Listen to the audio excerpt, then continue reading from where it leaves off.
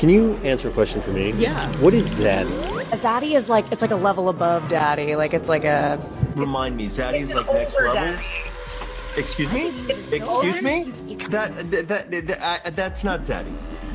Zaddy is not like Zaddy is not the Z is not for there's nothing about old that starts with the letter Z. What took you so long? Don't adjust your settings. You tuned into Gamer Zaddies, a Metal Gear Resurrections podcast, hosted by Johnny, Adam, and Eliot. Now sit back and relax while we discuss gaming, film, TV, pop culture, and whatever else comes through our crazy Zaddy minds.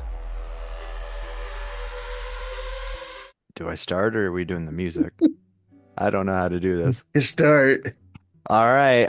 Well, welcome everyone to, I guess, the second episode of Gamer Zaddies, podcast where we talk about games, might talk about some movies. These two nerds might talk about some comic books. I might talk about some reading like an intellectual, even though I haven't been reading books in a long time. I am one of your hosts, Eliot. I am joined by Johnny.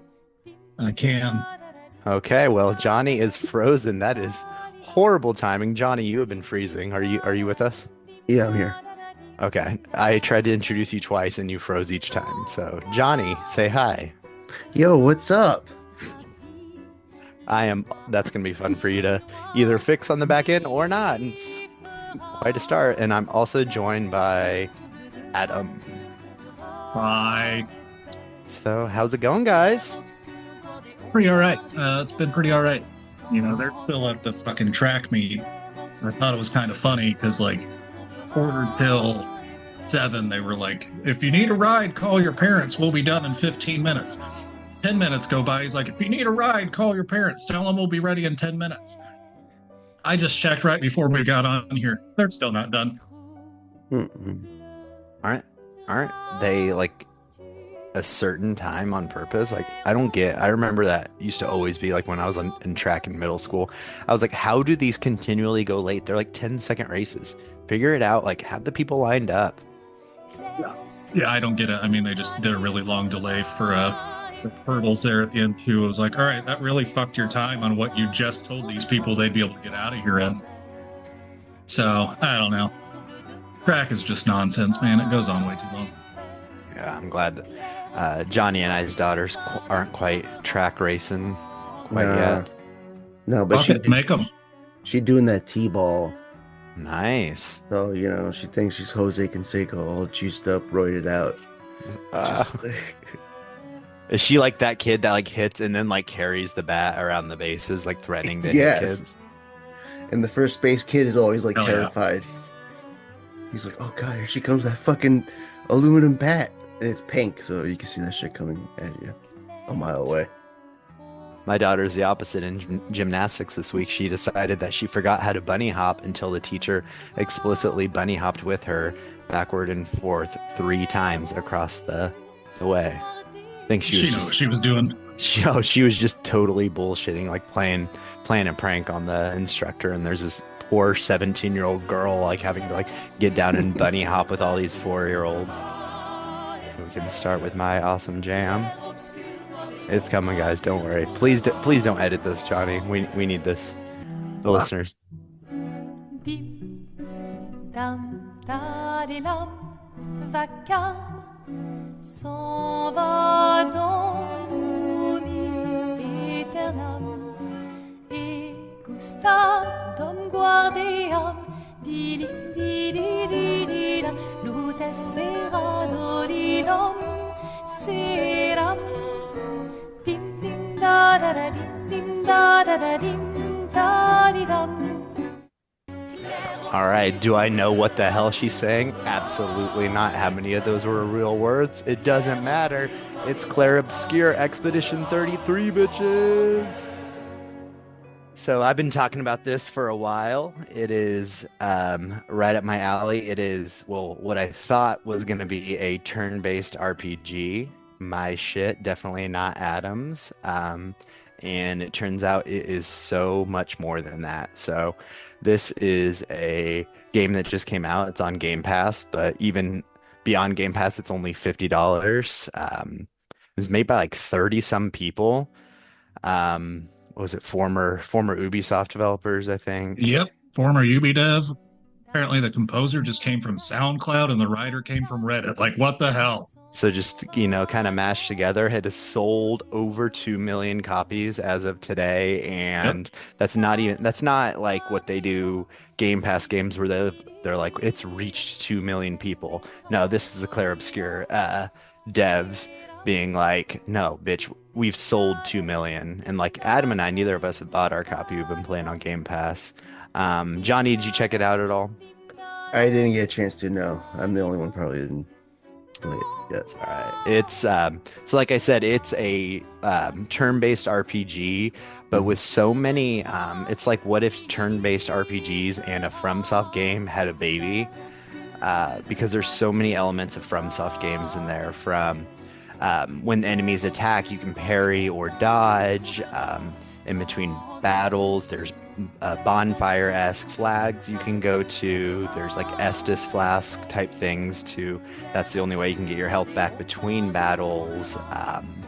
It's way different than I expected it to be from all of the previews. I really thought it was just going to be a really straightforward turn-based RPG with a little bit of like, Super Mario RPG or Sea of Stars that came out recently, like a little bit of, QTE events that could help you a little bit. But damn, if you don't engage with this game, if you sit back and you're like, oh, it's a turn-based game, I'm going to be able to just sit there and think, you're going to get your ass kicked by regular enemies too, because regular enemies can kill you in one turn if you don't dodge or parry on the normal difficulty. And that sounds horrible, but it's actually pretty awesome, because once you learn to dodge or once you learn to parry, which Adam and I have not learned how to parry in any way, shape, or form, then you feel like a badass. If I dodge a 7 attack flurry from an enemy and just completely, they don't do any damage to me at all, I feel it feels just like a FromSoft game, like beating a really hard enemy or whooping a boss or anything like that. And the combat is amazing, but the story and the world and the writing and everything just combines to make a game that it's like there's no, like, this game has no right to be as good and complete as it is. Like, it is weird, it is fun, it is funny. It takes place in this world, like France. It's basically Paris. They call it Lumiere, but there's this like warped Eiffel Tower looking thing. So it's basically like Paris, but not Paris. It's been like torn apart 100 years or 60 some years ago. Everything got torn apart. And then in all this chaos, this huge godlike figure called the Paintress in the distance has this monolith and started writing numbers on it once a year, and whoever is the age of that number just gets wiped from existence. So the people in the city every year send out an expedition to try to stop the Paintress, try to figure out what's going on, stop the Paintress. And so you're like, oh, Expedition 33, this is the 33rd expedition. Well, it's weird, you gotta reverse that, because it's like counting down from 100, so it's the expedition of the people that are 33. Yeah. Again, once you play it, you figure out the story pretty well. I won't say much more beyond that, because the story goes some places, and it's a very much like a JRPG in a lot of its twists and turns and stuff. But the one very not JRPG like is there is no it's all gas, no brakes. They're like, you play for 2-3 hours, you're gonna get a story beat, at least up to where I am. I'm 15 hours into the game, 14 hours into the game, and the characters are great, the writing is great, and it feels like the people are real people. Like when they argue, they like talk over each other and fight with each other.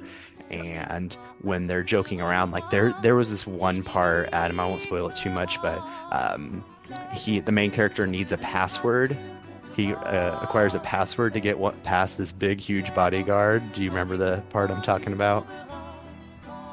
And he has to scream the password as loud as he can. Yes. Yeah. And it is so funny, like what ensues after that, because it's just like this like kind of really slapstick style humor in the middle of like a really, really dark, weird world. So yeah, I can't recommend it enough. Like I said, it's on Game Pass and it's only $50, so it is something that right up my alley with it being a JRPG. Honestly, when I first started playing it, I think I texted Adam and I said, I wish that this was just straight up turn-based. I've really come around, and I think its fighting style, its combat is just so good and so deep because every character also has their own unique fighting style. It's not just this is the mage and this is your tank and this is your DPS and this is your healer. The way that they fight and their skills and their abilities build off of each other in a very unique to where most RPGs are like, okay, they're all fighting in this one system, but every single one of them has their own very unique system that you have to keep track of. But really, when it works really, really well. Yeah, I think the action points are kind of the thing that still fucks with me sometimes, just because each attack will be like a range from like 2 to 9 almost, I think is the highest that I've seen. Mm-hmm. So trying to keep like track of that while still doing steady damage is probably the like toughest part of combat aside from the parries. Yeah, and so the parry windows are super, super small. I tried to do parrying at first and I just wasn't getting it. The bonus from parrying instead of dodging, both of them, you don't get any damage.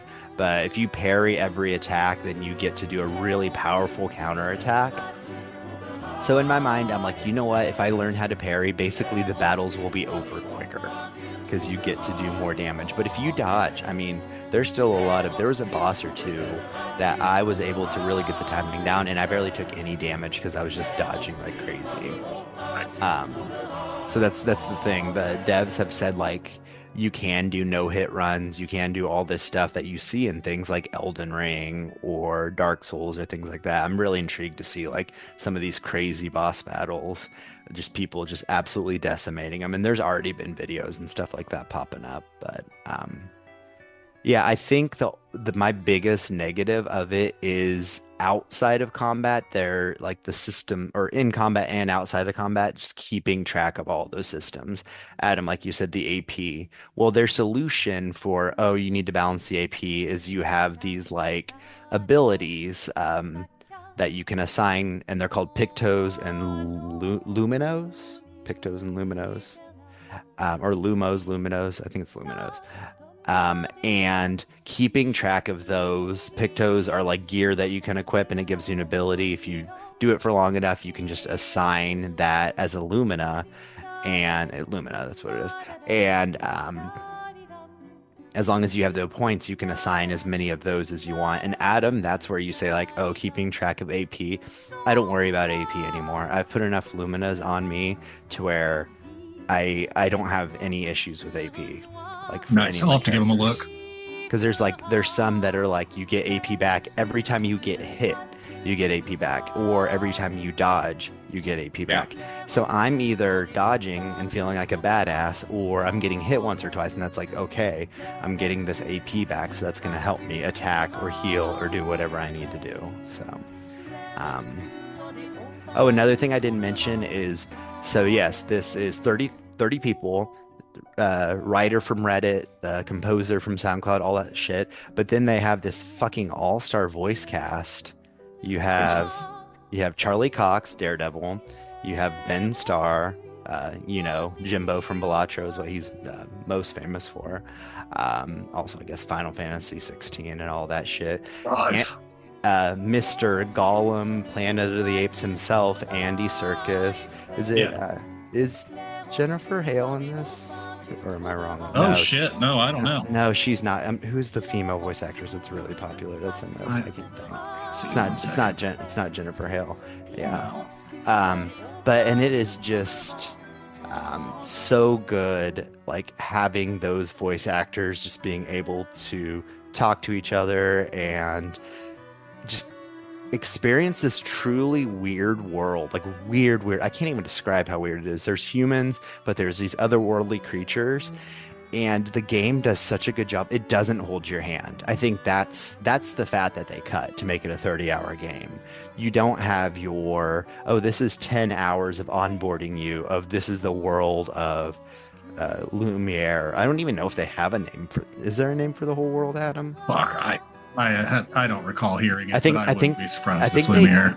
they just call it the continent. Like you can go back to the continent. Yeah. So I think they just call it the continent. This whole world, and like these people know this world or know of legends in this world, and they don't sit you down and be like, here are gestrels, here are facts about these little weird troll looking creatures called gestrels. They're like, we're just gonna play, or we're gonna have these conversations, we're gonna talk through, and you're gonna figure it out. Or you know what, maybe you won't quite figure it out completely what's going on with these people, but you'll get enough. These people aren't here to hold your hand. This world is lived in. To the point where there's not even like I'm kind of surprised there's not even like a codex. Like a lot of times it's like, oh, do you want the background knowledge? Well, here's like a pause menu where you can be like, here are gestrels, here's what they do, here are necrons, here's what they do, here are this, that. No, it's like you're going with this story and you're gonna figure it out or not. And I think that could be a turnoff to some people. I haven't really heard, like in podcasts I've listened to or anything like that, anyone being really turned off by that. But I could see that and the combat and everything like that being a turnoff if you don't give it the time. But I mean, this is right up my alley. I mean, between this and Metaphor Refantasio last year, like, man, turn-based RPGs, they never went away to a certain audience, but they are back, baby. It looks like the voice actress for Mael was Shadowheart in Baldur's Gate 3, and the other two major party members that you have seem like they don't really have a whole lot of other things. Maybe that's what I was thinking. It was the character that was Shadowheart. But yeah, so that's kind of my thoughts. I'm probably halfway through the game. Definitely going to keep going. It's kind of crazy time right now as a teacher. It's the end of the school year. A lot of like after school things going on. So I don't have a ton of time to play, but summer's coming up, and you know, as everyone famously knows, nobody works in the summer. So there'll be plenty of time for everyone. Yes. I think we're probably going to have a podcast every other day to keep up with all the free time that we're all going to have. So, Adam, you got any more thoughts? You want to talk about Clair Obscur? I think I've landed on, I'm calling it Clair Obscur. I don't know why, but yeah, I mean that, or Expedition 33. No, it's a hell of a game. It's really fucking pretty. It is insane how visually stunning this game is, and it's very diverse. Like, I think within 3 hours, you're almost in 3 very separate locations, and none of them feel any less realized than the one before it. So that's a good perk. Like, I think that's kind of where this tedious onboarding thing that you mentioned comes into play. Like, of course, in the beginning of the game, like, you can go through the full town and talk to all of the people and get the full experience, which is what I would I would recommend. Like, obviously that's the onboarding, but you can be through that, I would say, probably in 30 minutes. If you just like mainline that shit and don't stop and talk to anybody, you are through what is essentially the tutorial. And I mean, like, they make everything make sense so fast. Like, the systems themselves are intimidating. Like, Johnny, I think if you were to jump into this, like, my recommendation for a guy like me who doesn't really like turn-based RPGs, and the timing on this shit is so, like, concise, I jumped it down to story mode just because I didn't want the annoyance of combat that doesn't already, like, trigger a satisfaction thing in my brain. So if I lowered it, like, I stopped doing dodging more often and started doing parrying, just because the parry window becomes a little bit easier. Of course, like, there's sometimes that it's still a bitch. You know, Eliot said that some enemies can kill you in 1 turn. And that strictly comes down to, like, some of these enemies have attacks that are about 4 or 5 hits each. Like, it can be a lot. And the game expects you to parry every hit. And then when you parry, say, all 4 hits, that's when you do your counterattack. But if you miss even one of those parries, you lose your ability to counterattack.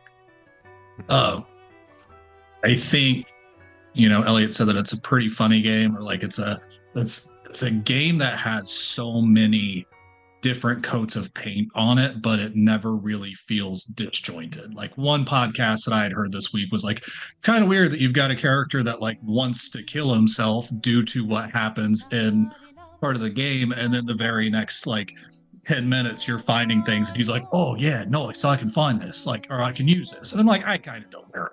That's just video game shit. Like, you're never going to get around that. But yeah, I think this is one of those kind of games that I would actually recommend, and that is incredibly rare just because it's so fucking diverse. The overworld's kind of meh. Elliot, I don't know if you went and found like any of the mini games. Like there's the beachside mini games where you have the open world and you're on, you know, your floating ship thing. But there's a few mini games out there, and I didn't fuck with them too much. Yeah, and that is kind of one of the weird things that maybe another thing I haven't messed with too much, but it's like classic RPGs, like very much like Final Fantasy VII overworld, where all of a sudden like you are just this weird, like the ratios are off, like how tall you are compared to like enemies and things like that, but you're like a character of yourself running around the overworld on certain parts, and you can attack enemies and go into a battle, or you can interact with things. You can get on your weird mount, which is the weirdest. Still think that your mount is the weirdest part of the game, because it's a character, it's a full character, and he is very French and very, very weird. Yeah, I think that's another thing. This is French developers. It's like I said, it's like France, like Paris, like very French. Even the English voice acting has a ton of French in it, that you can very much get by context. And it is a gorgeous game. But everything is like, it's weird, it's distorted. It's like an explosion. It's like if an explosion happened and then halfway through the explosion, everything just froze in place. That's what a ton of the areas look like, because I think that's exactly what happened. I can't even remember what they call it, like not the rapture, but do you remember they happened? The gommage. Well, the gommage is when you die from your eating thing. I don't remember. Yeah, but like it happened in Tor, like Lumiere, where you start off onto this island and the main world is just like tore to pieces and is like frozen in time in some ways. But then also there's like, you see like birds flying around and shit like that. Like that's a big part of this, is like life goes on. People are just trekking through, trying to do the best they can, trying to figure out how to stop this paintress from, because slowly, I mean, it's an extinction thing. It started at 100 and then went down, so now everyone that's 33 is gonna die, and then it's gonna be 32. Like one of your characters, that she joined the expedition early, she's like 16, but they're like, oh, she only has 8 years left to live, because by the time it ticks down, her number is gonna be 24. So yeah, I want to play it right now. Like I have my Xbox right here. I'm just about to play it and, you know, do a few battles, level up while we're talking. Yeah, people are being oddly horny towards a 16-year-old character. That's kind of weird. Let's stop doing that. And she very much looks 16. She looks like she's like a teenager. Like she's like shorter than the other characters. She acts younger than the other characters, and it's like, well, when we say people, it's like people like grums on Twitter, like specific types of people.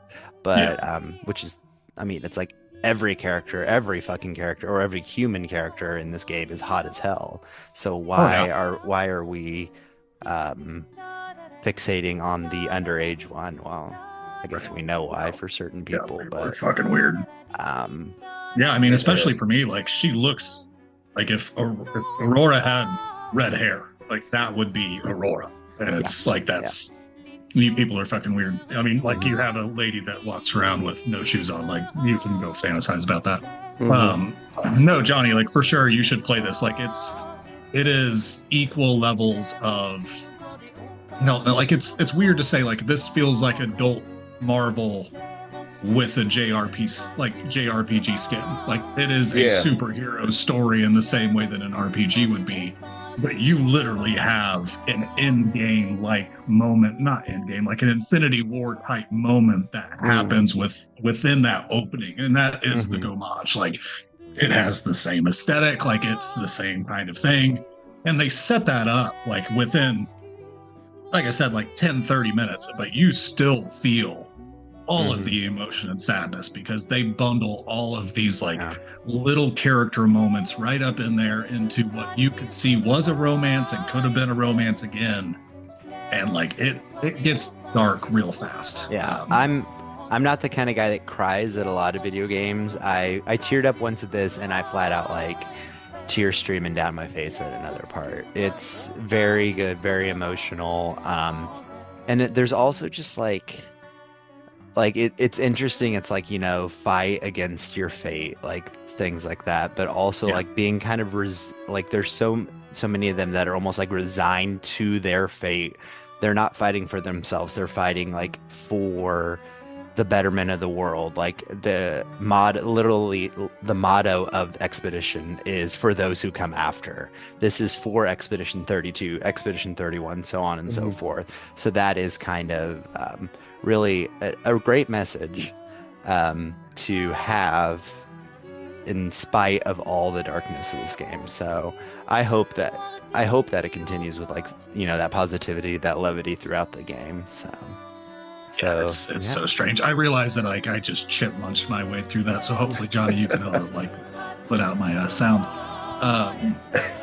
Yeah, I don't know, what else have you been playing that's not Expedition? Because all right, so I know that this might be stepping on Adam's toes a little bit, but I've been playing another really hotly anticipated Game Pass game that you guys might be surprised that I am playing. Yes, that is, I am of course referring to my friend Peppa Pig. Is it your friend or is it her friend? Oh, it is. Yes, that's right. My daughter just popped in. No, it is Eliza here's friend Peppa Pig. So this is called Gamer Zaddies, so we can talk about, you know, I feel a little less guilty talking about my dad gaming. Is it better than Bluey? It is. It's different than Bluey in the fact that this is one of those games that's supposed to be for a kid to be able to play on their own. And my daughter is finally at the age where I can give her the controller. I can just hang back and I don't have to help her at all. Like it you know, there's no glitches, it's just very simple, and it's just cool to like be able to see her. Like there's a character customization screen, and Adam, she spent more time than I typically would. She spent like a good 2-3 minutes customizing her character because you are not Peppa, you are a new friend of Peppa Pig. She gets her culture from her mama. Yeah, so it's cool to see her be able to play a game that she doesn't have to hand me the controller when there's bad guys or anything like that. So playing that, and then we're also playing Kirby and the Forgotten Land. I didn't really give that, when that came out, I didn't give it much thought. I played it a little bit from the library, but then you know, that was before my renaissance of 3D platformers, aka Astrobot. So really, after playing Astrobot, it's like being able to go back and be like, oh, I could like 3D platformers if I give them a shot. Kirby and the Forgotten Land is really fucking fun. Like, it is so cool to like go through the level and be able to kind of customize how you want to play. Do you want to suck in this enemy to use their powers? Do you want to do that? And then of course there's mouthful mode where you become a car or a staircase or traffic cone or all these weird, wacky things. So I don't know if either of you really played that much, but if not, give it a try. And I know a lot of people, this isn't like groundbreaking. Like, I know it definitely got its flowers when it came out, but it was something that definitely passed me by. But yeah, that's it for me game wise. I've been just trying to play Expedition 33. Now I'm going back and forth. Clair Obscur Expedition 33. Not the best game in the world. Still don't know. I think Clair Obscur is French for like, something that doesn't make sense. Just want to clarify real quick. You didn't misspeak and say not the best game in the world. I know you meant best name. Best name in the world. Yeah, it kind of sounded game, but yeah, you're right. Sorry, but not the best name in the world. So Clair Obscur means, it's like Okay, so clear and obscure at once, or light and dark at once, which I guess, I mean, that's fitting. It definitely fits the themes of the game, but just having those two, Clair Obscur, Expedition 33, and if we would have continued that song that we were listening to at the beginning, she just starts going Clair Obscur, it's Clair Obscur, like very, very on the nose, because that's the first thing you hear when playing that game. But God, that I didn't even talk about that soundtrack of that game. Fantastic. So It's really good. I think my only complaint is I've only found like one of the records, so I just stopped playing music at the camp. yeah, no, I've only found one too, so I don't know if they're how common they are. But It sounds like more than a mouthful for the title itself, but from your guys' experience and how you're like, talked about the game, it was on my radar. I wasn't sure if I wanted to like invest in another game, but like, you know what? Fuck it. Just make it a whole summer from now here on out. It's just nonstop gaming. yeah, I would be intrigued, Johnny, if you did like boot this up on XB Play to see, because Yeah. that runs pretty well, but there might be a little bit of lag, like to see if you notice like the input of trying to dodge or parry or do, like if it is playable, because it is so timing based that I could see like even a little bit of latency could really, really throw it off. It's like 30 hours if you don't do everything. That's kind of one thing that's motivating me to keep going. Okay. Because, Elliot, I'm maybe an hour behind you, if that. So I just short game in a system that I don't really fuck with can still mesh with me. And again, the story is really good. So if all of these things did not go well together, I would have fucked off immediately. But, Gustav is like fucking mirror image of Robert Pattinson. So I just want to fuck the main character, and that's what really keeps me going. Yeah, that is so weird. Yeah, it is literally Robert. You have to wonder if they tried to get Robert Pattinson to voice act Gustav, and maybe he couldn't, maybe he had to back out. And so they got Charlie Cox to do it instead, because it is just Robert Pattinson. But none of the other characters necessarily look like they're... I don't know. No. It's weird. I mean, like, Mael looks like she could be Ariel from The Little Mermaid. Siel literally just looks like hot, generic video game woman. Yeah, it's kind of weird how he's the only one that distinctly looks like another human. Yeah, so that's all I got as far as games playing. We can talk. There's a movie or two that I want to, really just one that we can talk about after the game section. But anyone else got anything they want to talk about game wise? Johnny, you got game talk? Oh, I'll let you go. How about that? All right, I'll go. Hey yo, I'm Murphy leader, ashtray. I touch butts all day. Treat me like a toilet, you can sit on me and let your knees touch your nostrils. Show me that big old brown booty hole. Let me record it like a studio. You can go and get your crew, girl, like Freddy. You roll like 80, call me Murphy if you ready. Ready for whatever, strictly business like Holly Berry. When I'm with you like Tony Terry, say my name more times than Bloody Mary. Kinda scary, getting more headstones than cemeteries. Motel than Ferry, done ran through more hoes than Barry at school. In the hall, getting busy like Arsenio. That was magical. I'm so glad I have headphones on, because my daughter's in the room with me right now, and she's like trying to like poke me as those lyrics are going on, and I'm like, this is the most awkward thing possible. It would have been fine. I went to that concert when I was in the 5th grade. It would have been all right. Yeah, so Clair Obscur. I mean, everything that Eliot said. Like I said, I jumped it down the story. I feel no shame in this. I think it's fine. I think it's probably my preferred way to play one of these. Other than that, I tried to jump into Morrowind. I will follow the sentiment that Eliot often says, as old game is old. I can see why people would have fucked with this, like it was one of those, like one of the first one of those, especially on console. But it is one of those games that, dare I say, has a lot of reading that I don't want to do. So you'll talk to usually characters. Your favorite. I love it. you'll talk to characters and you'll usually get like the generic hi.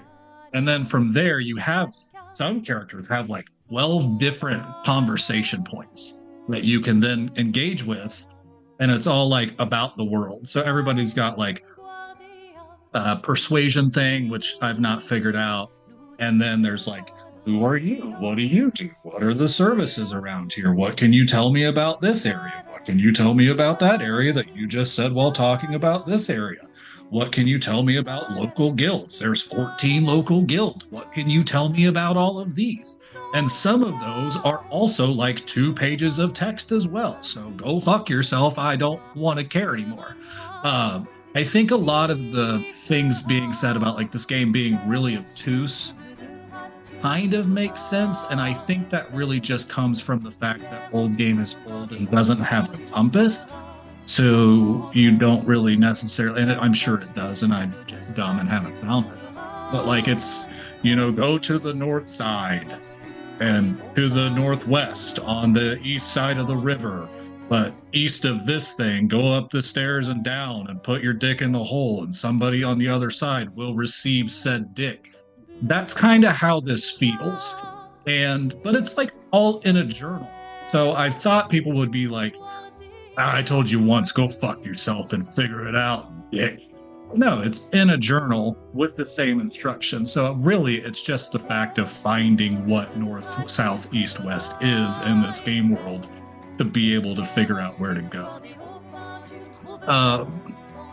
It is one of those games that if I could mod, like, I would play the shit out of it, probably. Like, if I could just have something where, like, some asshole reads the things to me that I don't want to read, I would probably be okay with this. You need freaking like text to speech. Yeah, that would be fine, but not AI. I want like an asshole to read it, and I want him to read it like scathingly at me, like I should feel bad that they have to read it to me. But yeah, I don't know. Like I can see all the makings of Oblivion in there, just more condensed. It's funny because if you've played other Elder Scrolls, like what skooma is, and it's a drug, and what moon salts are, and that's a drug. And it's kind of funny because like you can just pick these up and kind of not think twice about it in one of the first caves that you actually go into, and then you get to the next major city and go to sell stuff, and they're like, fuck you, dude, you've got drugs. Like, I'm not fucking purchasing drugs or selling my things to a drug dealer. But then you just go to like the next building over, and that dude fucking bangs. Like he's got all the drugs. He wants all your drugs. So you just offload it and then go back to the other lady, and there she's like, fuck yeah, you're cool now. You don't have drugs. So, whatever. It's I don't know. It would be something I could fuck with someday, but not today. And then aside from that, I have just continued to play Oblivion. So, Eliot, you had mentioned like you can play probably 30 minutes to an hour of Clair Obscur and get pretty satisfying story beats. But I think it's like the amount of interruptions that can happen in this house with even just like older kids popping in and they're like, hey, here's this random fact about my day. Let me complain for 5 minutes. And it's like, okay, I've heard you complain about that to your mom, but that's fine. I should hear it with my own ears in a 3 feet, vicinity. And I still kind of stand by what I said. Like, I don't want to play this game all the way through, but I'm kind of doing the thing that I prefer to do with the 2 Elder Scrolls that I guess that I've played the fuck out of is go... Huh? Oh, but if you would like to refill mine, that would be fantastic. Man, the timing cannot be more perfect. You're like speaking of interrupting. Boom. Oh, look at Mr. Trackstar himself. Yep, Trackstar there. Ask Gabe if he won. Gabe, did you win? Eliot asked if you won. Somewhat.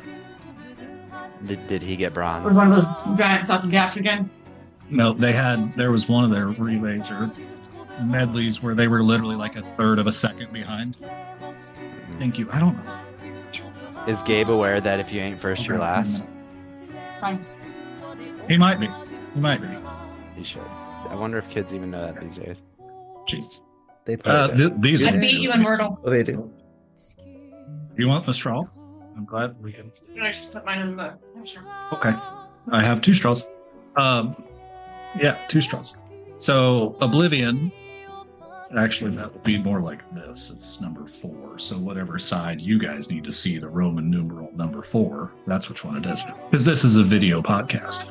But I'm going through and like doing all the guild shit. The one thing that I still haven't found is the Dark Brotherhood. Like it's so fucking hard, and I might be able to at this point. Like it's so hard in the middle of a city to get away with murder. I'm not even talking about Oblivion at that point. But it's just like whenever I first tried, I hit somebody with an arrow like right in the head, and they turned around and they were like, "What?" So guards came in and they're like, "Hey, you can't do that. So let's go to jail now." Kind of like Murder in the Big City. So I don't know, like it's so fucking weird to replay this game that is the exact same game with very minimal updates. The biggest update is you can sprint, you can dodge if you're holding the left trigger, which I'm playing a character that really doesn't block or hold the left trigger. I just kind of force my way through combat with either arrows or the fucking weird sword thing that I picked up. Oblivion gates still terrify me the same way that they did 20 years ago. I get that they're relatively easy, but the second that level scaling starts to kick in, you start running into some intimidating ass enemies with some heavy ass armor. So no thank you to that. I do remember like getting into some of those back in the day where it's like you have to be a walking tank to survive, or you have to have a shitload of potions. And I guess right now, like aside from buying potions, I have not found what would be like a plethora of potions to make me want to go do Oblivion Gates actively.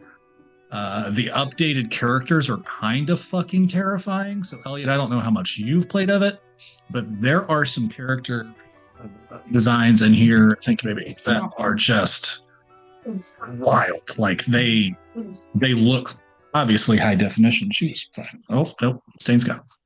Look good enough in high definition, but like it's the facial features that are fucking terrifying. Like I've ran into some wood elves that look like almost somebody like, the fucking dude from Men in Black. Like somebody just grabbed the top of his head and pulled, and all the skin is so tight. It's terrifying. Looks like Mickey Rourke. Right? And I mean, like when you get into the persuasion minigame where it's like angry face, turbed face, happy face, laughy face, like you get all of the range of emotions, and it makes it even stranger. But yeah, I don't know. I feel myself playing Oblivion more just because, like, there's wide swaths of nothing in games like Oblivion. Like, no matter how much you fast travel, there's just nothing. And it's a game that you can get through, and if you miss a piece of dialogue, guess what? You can go to the quest log and you'll get all the information that you need to know about what you need to do. So, I don't know. It's like a comfort game where if I know that I'm going to have an hour of just like, now, or we're going to fit some dinner, or we're going to fold some laundry. Like, this is a good game to just like fast travel around and jump in and start a quest and jump back over, start another quest. So I don't know, like I ran into one glitch. I think I told you guys about like the weird alchemy glitch where it's kind of like the game just crashes, like if you're in alchemy. And it doesn't seem to be dependent on where you are. It doesn't be like it's not dependent on what you use. So sometimes the game just hard crashes while you're making potions. And if you've played Oblivion or Skyrim, you know that when you just level up your alchemy, kind of like at Skyrim when you start doing blacksmithing, that is one of the dumbest, easiest ways to level yourself, and it makes no fucking sense, but you're gonna do it anyways. So I had that one, and then in the Mages Guild, there's a quest where you go and make your staff. And then I made my staff, and I went back to talk to the guy that gave me the quest to make my staff, and he's the one that gives me my next job. He's like stuck in NPC mode of just like, hi, how are you? And it's like, all right. I've tried exiting, I've tried quitting the game, I've tried loading.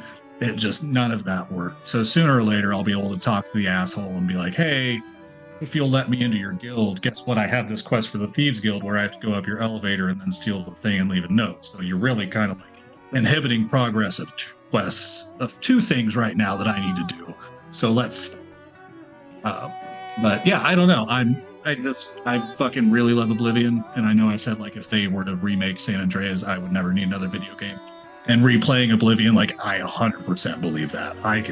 If I did not play any other video games this year except for Oblivion and maybe Clair Obscur and probably like Ghost of Yotei, like Oblivion will be in my top 5, and I don't feel bad. Like I do not feel bad about that, unless 9 other games happen to come out this year and that are so fucking great that they jump this back to number 9, like, or 10. Like they have to be fucking great games, because it is competing with not only nostalgia, like nostalgia with a good layer of actual great game. So this isn't some shitty remake that they kind of did like nothing. Like, of course they did a few things, and I know I said in the beginning like it's virtually the same game, but like these changes are enough to make Oblivion feel new to people that played a lot of fucking Oblivion. So I don't know. Like I am so fucking baffled by how much I really thought I wouldn't spend time with this. And hey, yeah, no, I am. And if they end up doing the Fallout 3 remake that has just been rumored, fuck you guys, I'm gone. Like I will play that next, and I will play the shit out of that too, because that game also helped me through like a weird time in high school with a very bad week of like suspension. I was like, hey, Fallout 3's out, I'm gonna do that. And that's what I did, and I loved it. And did not expect to, aside from just being like, yeah, this is the same company that made Oblivion. Don't know what Fallout is, and this is number 3. But fucking, yeah, such a great game. So those are kind of like the only 2 that I've been playing. I've been meaning to get back into Lost Records, but I'll probably wait until I'm done with Clair Obscur. And then I've been meaning to get back to Blueprints, but like between these 2 games, like it's just kind of not there. And I feel kind of bad because I know how much I really enjoyed Blueprints, but sometimes with roguelikes that don't actually give you forward progress, like I don't have the time for that anymore. I kind of want to just like get in and play the game. And like Dead Cells is a game where you just, of course, go fuck shit, kill whatever, and then you restart when you die. But at least like to me, my Blizzard brain is like, oh, kill. And it's not even in a big city, so nobody can arrest you. So I don't know what to do. But yeah, I don't know. Blueprints is going to be on the back burner probably for another month or so, or until like there's a calm time. And we all know that 2025 doesn't have a calm time. Got a little calmer. We'll talk about that here in a bit. Why 2025 got a little calmer. But you know, like Night Rain is right around the corner, and then right after Night Rain is fucking Death Stranding 2. So there's no time. Yeah, and some of us have Switch too, some of us don't, you know. You enjoy your 2 games for that. Hey, I did a list of games that it's not hypocritical at all for me to, you know, list all of those games that are remakes or remasters or just straight up re-releases, you know. I've never said old game is old. That's you. You were the one that said that on this podcast. That's right. But yes, well, I don't know. I will still keep looking for a Switch 2. You know, if they pop up at, I don't know, Best Buy or some shit, I will know. But for right now, I'm still not ready to just go around to the other markets because fuck it. Yeah, I did see that the newest prevailing rumor is that Target's going to have a bunch like in-store that you're going to be able to do on the app. But I'm like, shit, Target's app was fucking horrible the night that they did that, just trying to connect to stock that's in stores. Fuck them. I'm sure people are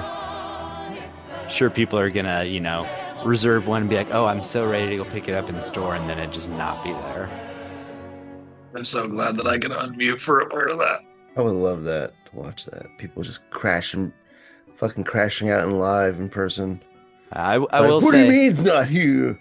I will say to Target's credit, both when I got my PS5 and a PS5 for one of my buddies during the chaos of them nobody having PS5, it was Target in-app searching the specific stores that had in stock. That was how I found them, was just like them randomly being in stock. So maybe that'll be the same with Switch 2. I don't know.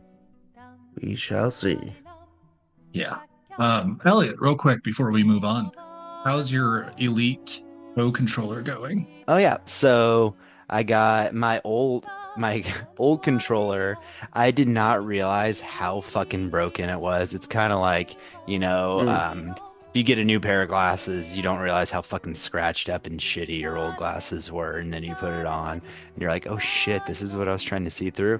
Like when I was playing the first couple hours of Clair Obscur, I thought that the running around was just really weird because anytime I would try, if I was sprinting, anytime I would try to turn, he would like stop, completely stop, and then go the other direction. And I'm like, this is weird. Like, why has nobody been talking about like how janky this movement is? And then I started to notice, and I had noticed on blueprints a little bit, that my controller was drifting slightly, just like, I'd be standing still in blueprints and I'd slowly be walking forward, and I'm like, oh shit. So I was like, screw it, I will get a new controller, and I decided to get an Elite, Xbox Elite 2, and instantly it's just like, I want to go back and play some other games that I've been playing recently. I'm trying to think, I don't even know, like games that need like better controls, because it is just night and day. And I know it's not because this is an Elite controller. It was just my old controller was that janky. The vibration on this compared to the vibration on that, it sounded like someone was shaking a jar of rusty nails or something like that when that vibration was going off. And Adam, you were right to be able to be able to turn down the vibration on specific parts is pretty cool. But the one part right now, I don't have the back paddles on. I have them right here. I can't. It's gonna take me a little while to get used to back paddles. Don't really need them for Clair Obscur because, like I said, when the enemies attack, you can just shift your hand. You don't need to be able to use multiple buttons at once. I just shift my hand over, to E or whatever. But no, I love it. It's really cool. My daughter's obsessed with the fact that you can change the home button. I'm glad you pointed that out, Adam, because I don't know if I would have went deep enough into the settings to see that. But like every time she plays, we have to change it to a different color. Like it was a dark purple today while she was playing. So for sure. Yeah, it's cool. My one big complaint is, and again, if I would have did a little bit more research, I would have known, is the fact that the core Elite controller does not come with any of the extra buttons they advertise. That is like, so core is like, well, I mean, they up the price now. It's what, 150. It's cheaper, but you have to get like the complete to get all of the different buttons and stuff, which isn't that big of a deal. I literally got a whole bunch of buttons and back paddles and stuff overnighted from Amazon for like $20. And this is like, I'm looking, I have three different sets of back paddles. I can go to 4 different sets of buttons, and it was like $22. But no, it's great. It's great. Now I think you'll really appreciate it when you get into an Elden Ring. Like that's where that kind of controller really fucking shines. Well, now, I have Liza P, the prequel DLC's coming out, and I bought, because it went off of Game Pass, and I bought it on PlayStation, and I'm like, well, shit, I just have this lame, basic Astrobot controller, so I might have to either get a PlayStation, what is there, the Dual Sense Edge version, or just maybe beg Sony to, I doubt they'll let me return it now, or so I can switch back over to Xbox. I don't know. But yeah, I think it'll be really good figuring out that back paddle. And even if I don't figure out the back paddle, it is a very nice, solid feeling controller. Like my second controller over here compared to my Elite controller, they just feel so different. It feels just so nice. I can't wait for the terror that occurs, like the first time that you like it drop and the sticks pop off and you have to like rearrange your whole room trying to find where the 2 sticks have gone because they will not be in the same direction and they're like this fucking big. I've had that happen a couple of times because this is the household of cats. So tons of times I have had to locate sticks. But yeah, I've also had it like fall and kind of where the rubber grip is like separated a little bit from the plastic. And I was like, oh, fuck. I just popped that bitch back in and it was fucking fine and dandy. I think it's a really good controller. It's probably one of my favorite controllers, actually, that I've ever just had. I've had like the back paddles for the PlayStation 4. I really wish that they would make something like that for the PS5. They'll probably do the same fucking thing that they did last time, or not, since they sell us a different controller. But like, they released the back paddles, I think, within the last year and a half, if that, of the PlayStation 4's life cycle. I don't know. I really think that they're convenient. I think on the Elite, like having the 3 profiles is also convenient as shit. So like you can just do one for each game that you're mainlining at that point. I think that's really good. Do you do the one thing I was gonna ask you? Do you mess with the trigger sensitivity on the back? Yep. So where do you have your trigger? Because right now it's like the typical. So what that means is like how far you can or have to pull the trigger down. So now it's like all the way, just like your regular controllers. But you can do a medium or like a short one. I'm feeling that now, and there's like it feels so broken to me. Like, why is this not pushing down? Yeah, I've got mine to the low end, so I just hit the trigger and it fucking goes. So for games like Call of Duty, I would basically keep probably the left trigger, I think, is what I was doing. I was keeping like the left trigger at that middle setting, but my right one was just flip to fucking pop. Like, I can aim just fine at, whatever the hell that middle setting is. There's no urgency in aiming for most of the time in Call of Duty, just hip fire. Then like the second that I hit the trigger, it just firing. Nice. Oh, so you cheat then? Yes. Yeah, I'm one of those. I actually have an aimbot, so I don't even touch the controller most of the time. You do it with your mind, Psycho Mantis style. Yes. Johnny, you're up.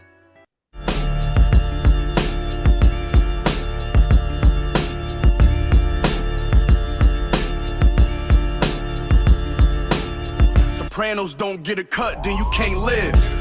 That shit I learned on my first state bid. I took a brick and broke it down to 8 bigs. And drove a triple that across the Golden Gate Bridge. Be smart, streets will swallow you if you're not. It's a difference from being popular and being hot. We put in work, then go to the hospital, see the ops, and let them know it's back popping as soon as they leave the dock. I'm used to bread, I'm super fed, exclusive breads. I'm suited in Givenchy stars, Medusa heads. I'm the best shit, the proof is here. These rap groups are scared, niggas is praying to make. Yeah, so you know what? I was gonna say, it's like Johnny's full of Sudafed. All he's gotta do is screw his head. Gaming wise, it's been like I've been doing like going back to like older games to like get used to like, the new Doom's coming out. Let me go back and kind of play around a little bit and then get really fucking angry at the controller and just leave the room. So that was like my foray back into Doom. I played a little Grand Theft Auto 5 Legacy, whatever they want to call it, Enhanced Edition bullshit thing. Yep. Because I was like, it's coming out in the fall, right, guys?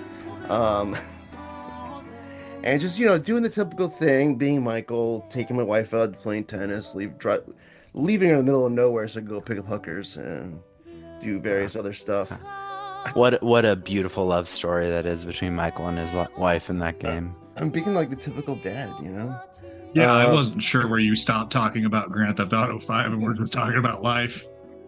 I was just like, I left my wife at the fucking tennis court and I was like, all right, time to go pick up some hookers.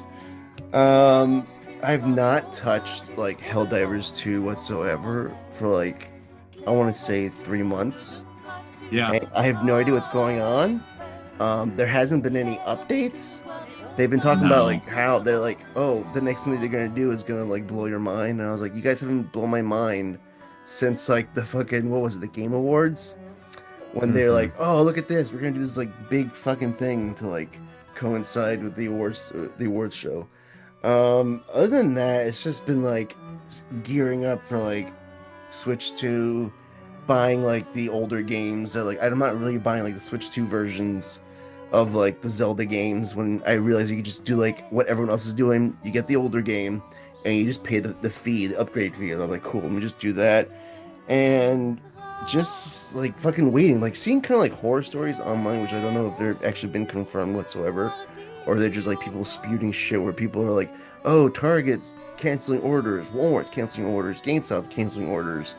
Oddly enough, while I'm traveling around Connecticut, GameStop stores in person still have Switch 2s for pre-order in person versus online. So I'm seeing that like people are very more doing online on my end for like the East Coast versus like, wow, okay, you can actually go in the store, trade a bunch of shit if you needed to, and talk to a person and say like, yeah, this shit's fucking locked down and loaded for a pre-order. I was like, interesting. Yeah. So Now, as I had mentioned, my coworker, it took us so long to go in and get that pre-order. She just kind of waltzed in and got her pre-order through Target like 10 minutes after they were available. Well, she's a first year teacher, and first year teacher not making any kind of money at all. So she's like, I don't know how I'm going to afford this. I pre-ordered it, trying to figure it out. So she tried to do one of those like Klarna or something like that, like pay as you go type things. She came up to me yesterday at work, and she's like, I lost my pre-order. And I asked what happened, and she basically said Target like emailed her and said like, we're not fucking doing this. We're not doing like these Klarna or anything like that for these pre-orders. You need to pay in full right now. And she goes, I thought that I had enough money on my credit card, but it was like barely, she had barely over, and it wouldn't go through. And she was on customer service. She's like, I was on customer service for hours trying to figure it out. And basically at like 4 a.m. I was like, man, that's a long time. That's fucking late figuring this out. They just ended the chat with her, and then she got an email that they canceled her fucking pre-order. oh man, So that stuff like that is somewhat happening, and now it's like I check my Walmart pre-order probably every day just to make sure, and it's just like I don't know. Like, part of me still wants to just like switch over and see, like, go to my local GameStop and be like, hey, do you have one like available? Can I get it at midnight? And I almost would rather do that because I still have this weird gut feeling that like, is Walmart going to honor my pre-order? Or I just bought a new house, and I'm having a couple of issues with like the address, a couple of like FedEx. If FedEx delivers something, half the time they're like, your address doesn't exist. I'm like, fuck you, it does. My house is new, but my subdivision's been around for like 5-6 years. I'm not like out in the middle of nowhere. So I am a little bit nervous. I would say you could get the tracking information and like tell them if they don't want to deliver it, just like send it to a hub. I think it'll be okay. I think it's just my pessimism being like, oh, I'm not gonna get it. And if I don't get it the day of, like Adam said, like Night Rain is still gonna be out, and there's gonna be so many games. South of Midnight is one that I really want to go back to. There's so many games. South of Midnight, Lost Records, all these different ones that like I'm not gonna be like sitting there being like, oh, I have nothing to play because I don't have the Switch 2 on release day. But man, it would be fun as hell to hop in or like right when it did and play some of that Mario Kart, whatever that battle royale is called. I was gonna say, like, I'm not getting mine's like day of, like it's gonna be like the day after, like 2 days afterwards. It's like GameStop is like, we can't guarantee you'll get the day of. I'm like, I don't give a shit. Just send it to me. That's all I care about. And I'm like you. I'm like, I check it like maybe like every other like 2 days, and it's like, yep, we still got your order. I'm like, all right, good, bitch. You better be a good little bitch and so shit. Adam, say Nintendo comes to you, because we all signed up for that. Like, yes, I'm interested. May 8th, which shit, that's in 2 days, huh? May 8th, they come and they said, hey, you're selected. You can get your Switch 2 through Nintendo itself. You gonna do that? You can say, nah, fuck off. Yeah, I might actually. I mean, if that's going to be, but is that going to be the same shit show? The answer to that is absolutely yes. Like, they're going to send those invite codes out to anybody that put it at like signed up for it, and then it's going to be the same thing that it has been. So I don't know. Like, I don't know. I will say and Amazon is different than Nintendo, but that's how I did my Amazon UK. Was I signed up for the invite code, I got the invite code, and then I went through no problem. There was no glitches, there was no hitches. I only checked out once. It was just like buying anything else off of, how we all buy things on Amazon UK all the time. Yeah. But so I don't know if Nintendo is going to be like that, or I feel like the code system might work out a little bit better since they can roll it out slower. Because I don't think they're going to shoot every code out at once. I think they're going to do a whole bunch of waves. So. And plus, they're gonna do like the whole like you must have 50 hours of gameplay and like link to your account and all that shit. Which is that like, I mean, if you're like a gamer or like a streamer, that's just redundant then. Yeah, but I think it's to stop scalpers. Yeah, pretty much. I think the scalping market is kind of ruined on this to a certain extent because if someone really wants one, they're going to find their GameStop. They're going to find it. I feel like it doesn't. And again, we need to wait until launch day when these actually start getting into people's hands. Is that going to be chaos? But as shitty as this is, it doesn't seem like it's the Series X. The PS5 launches in November of 2020 where it was like, no, these are legitimately so scarce. Yeah. You have 5 seconds. No, that's some bullshit. And also, like, you know, PlayStation. I love my Portal, but you just gave me a box. Like, look, this is all you gave me was a box to put it in. I was like, fuck that. I need a case. So yeah, I've been mostly shopping. That's my gaming stories. Shopping, taking a bunch of Sudafed with Benadryl and edibles, and enjoying life. No, he's not sick, guys. This is just what he's doing. This is what I do exactly. Just like for fun. Take Sudafed for fun. It's like people are like, you know, you should like hoard it and make crystal meth. Like, no, Gary, I'm gonna like take it and get high now, not later. All right, I want to keep my teeth. I don't want to ruin them. Yeah. So I mean, I guess that's video games. I think there's kind of probably a few that you guys might remember throughout the weeks. Now, one big story, and I'm not going to touch the biggest one just yet. One big story that kind of stuck out to me is the Gears of War Reloaded coming to Xbox, PC, and PlayStation 5. So this is a remaster of a remaster. But, you know, I think this is an entryway for those legacy titles to start to come out, right? Like, it's not Halo, Forza is there, Sea of Thieves is there, Grounded is there. Am I wrong? Halo hasn't come out for PlayStation, right? No, that's the one holdout. Yeah. It's only a matter of time. I mean, I agree, and I think this is a good way to get into that. I know that one question that probably a few people have is why would you just do Reloaded and not do the other two in the trilogy or in the first trilogy of games? But then this kind of sets up the question of if you're going to do Reloaded now on all consoles, does that then mean that Gears of War E-Day, when it comes out, will be multi-platform? Because that kind of seems to be like a big reason that you would do the first game when you have a prequel coming. Yeah, I think they'll. I was thinking about that too, and I think it's going to be very much like an Indiana Jones type thing, or to a lesser extent Forza, where I think you are going to get it on Xbox and PC first, day one, and then. But I think they'll announce it like, hey, it's coming to PS5 at some point.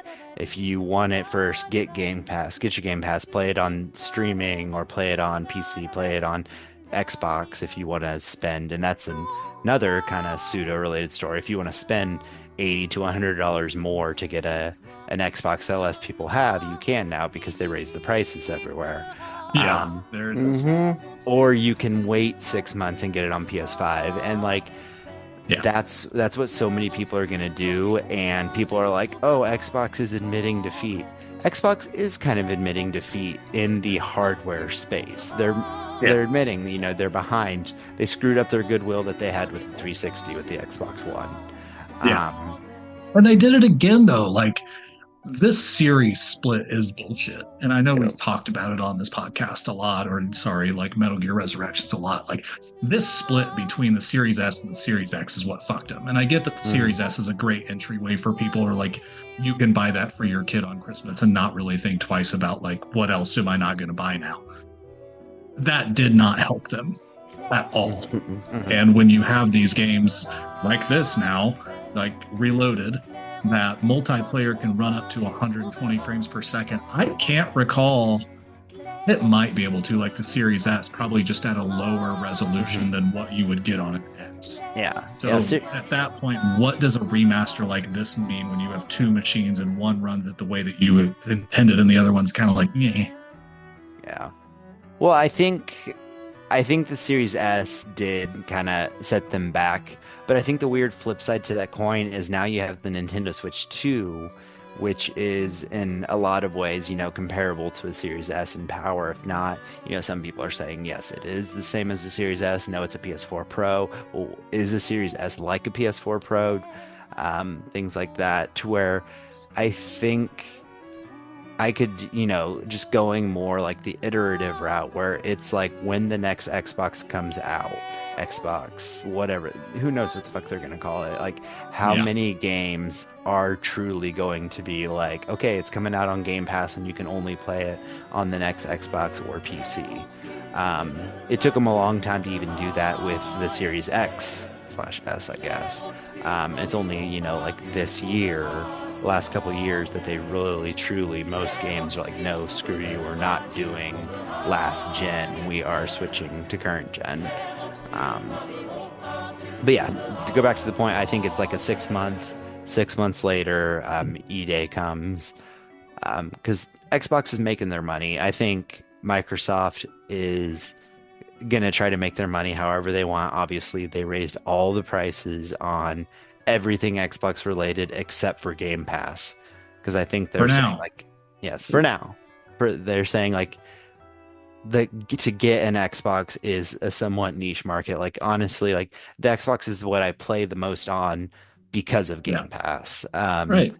I'm trying to think. I don't even know the last game. And Xbox weirdly has Ubisoft Plus, so I played Assassin's Creed through that. So I don't know the last Xbox game I played that wasn't on a subscription service. PS5, on the other hand, they're gonna have their Ghost of Yotai, their Death Stranding 2. But again, like those are the two this year. What am I gonna play that I'm like, oh, this has to be on PS5? So I mean, I guess it would like come down to which came out first, and I just don't remember right now. But like the last two major full price games I remember getting for the Series X is Resident Evil Village and Elden Ring.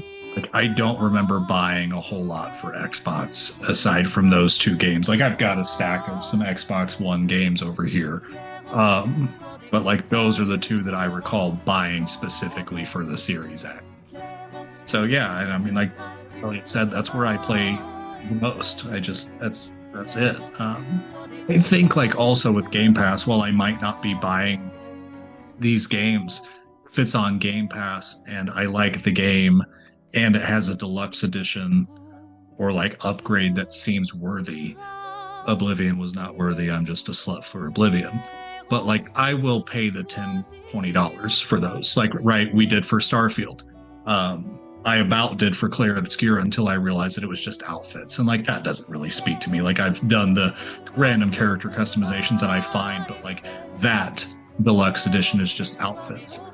Meanwhile, my Oblivion one is glitched because it starts 2 quests and I can't even start one of them. So that's fantastic. It's the pure Oblivion experience that anybody can get, actually. So I don't know. Like I think Gears of War Reloaded coming out is cool. Like I'm always going to be a Gears fan. Eliot, you started me down that path. Truly, I still have the backpack. Like I will fucking flaunt that bitch all the time. I literally take it to work with me every Monday and leave with it every Friday when I take my laptop home and back to work. To piggyback on that, when I turn on my Xbox, my little login screen is still the most pixelated fucking Marcus Phoenix. I've never changed my logo. Never my login logo. So that's still from Gears of War 1. Like, I think getting to play this at like 4K 60 will intrigue me enough to do the Game Pass download and like jump in, play a few chapters of the story, get to the Berserker, for instance, which is very early in the game, and be like, I'm good. Like I've seen this. If it were all of them, I'd be convinced more. they're all relatively short, like 8 to 16 hour experiences, really. So it's not like a big time sink, but I've been there and I've done that time and time again. And then I'd probably try a couple rounds of multiplayer, just because that does up to 120 hertz or 120 frames per second, and I'd want to see like what a map like Gridlock looks like Jesus fucking Christ. I mean, I remember playing custom games of like snipers on each corner and just bolt-top pistols everywhere else. Like it's dumb fun, but I of course don't expect to get in there and have a grand old time like I did back in fucking 2006 2007, but at least it'll be something. And I think what's going to be hilarious was I saw today was there's no ability to turn off crossplay when you're playing multiplayer.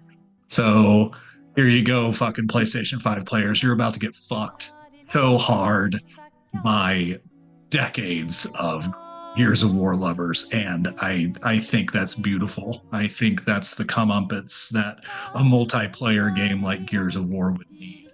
And, you know, like we were talking, I think 120 frames per second and some of the maps that are the sizes they are. And then I forgot, like, some of the DLC maps that they added do get bigger. Like, they don't get much bigger, but like they get bigger. But still, like the classic like maps that launched with the game, there's maybe one of which is actually of a size where you're like, oh yeah, I can feel 120 frames per second. Meanwhile, you're just gonna like spawn and get shot with a bolt-top pistol or fucking Lancer, for God's sakes. Like, it's weird. It's a weird thing to do. But I don't know. Like I said, like this is going to open the door to these classic games. And so if that's what it's gonna be, and if they just launch this, it's what, like 40 or 50 bucks? Like, it's not asking full price, which is probably good for a game that's been re-released a time or two. And I think it'll be interesting to see how well it sells on PS5 because, you know, Oblivion, which I know Oblivion was initially an Xbox game, came out on PlayStation 3 the next year, something like that. But something like that. You know, all the Skyrim was, you know, on both, all that stuff. So when Oblivion came back out, I mean, it sold like crazy. Sold most on Steam and PS5 by far. But I mean, how many people have an Xbox that are playing games like Oblivion Remastered that don't have Game Pass? Yeah. Like, I don't know how many people out there that are playing a lot of games on Xbox don't have Game Pass. Because at this point, why would you have the Xbox? Right. Like, you have to play, or you have to have gold if you're playing a game that you paid for. So, did you say gold? Don't you mean Game Pass Core? Yeah, there's that. So why would you not just go for Ultimate, which is like the full experience? Yeah. Not much more per month, I don't think. No, I don't think it is. And I think, honestly, and I've said it before, like, Game Pass is 100% superior to PlayStation Plus. Oh, yeah. Like, in every way. I mean, the second that Sony... They never will. The second that Sony starts same dating games on PlayStation Plus that they have made, like that they have developed through their studios, that's when that tide can turn. But they're never going to do that because that's their bread and butter. And that's fine. Like, I get it. But it's also funny to say, like, what was the report? For the last, like, 3 to 5 months, Xbox game studios have been in the top 5 of PlayStation 5 games sold this year. Yeah. So, like, it's not the games. Like, it's not the games. It's just the fact that they come out so fucking infrequently that does not help. And, I mean, when you've got games like South of Midnight, like, I think that was Xbox only. Like, that's a weird choice for that game. Like, that's kind of a game from a small studio that you want to put in other places for 40, 50 bucks. But I mean, I think you absolutely see that at an upcoming event, whether it's the Xbox Showcase or Summer Game Fest or something like that. South of Midnight coming to PS5. I think you absolutely see that. There's no reason. I think they said like it's reached 1 million or 2 million or something like that players. I haven't played it yet. I'm definitely going to. It's on my list. I hear good things.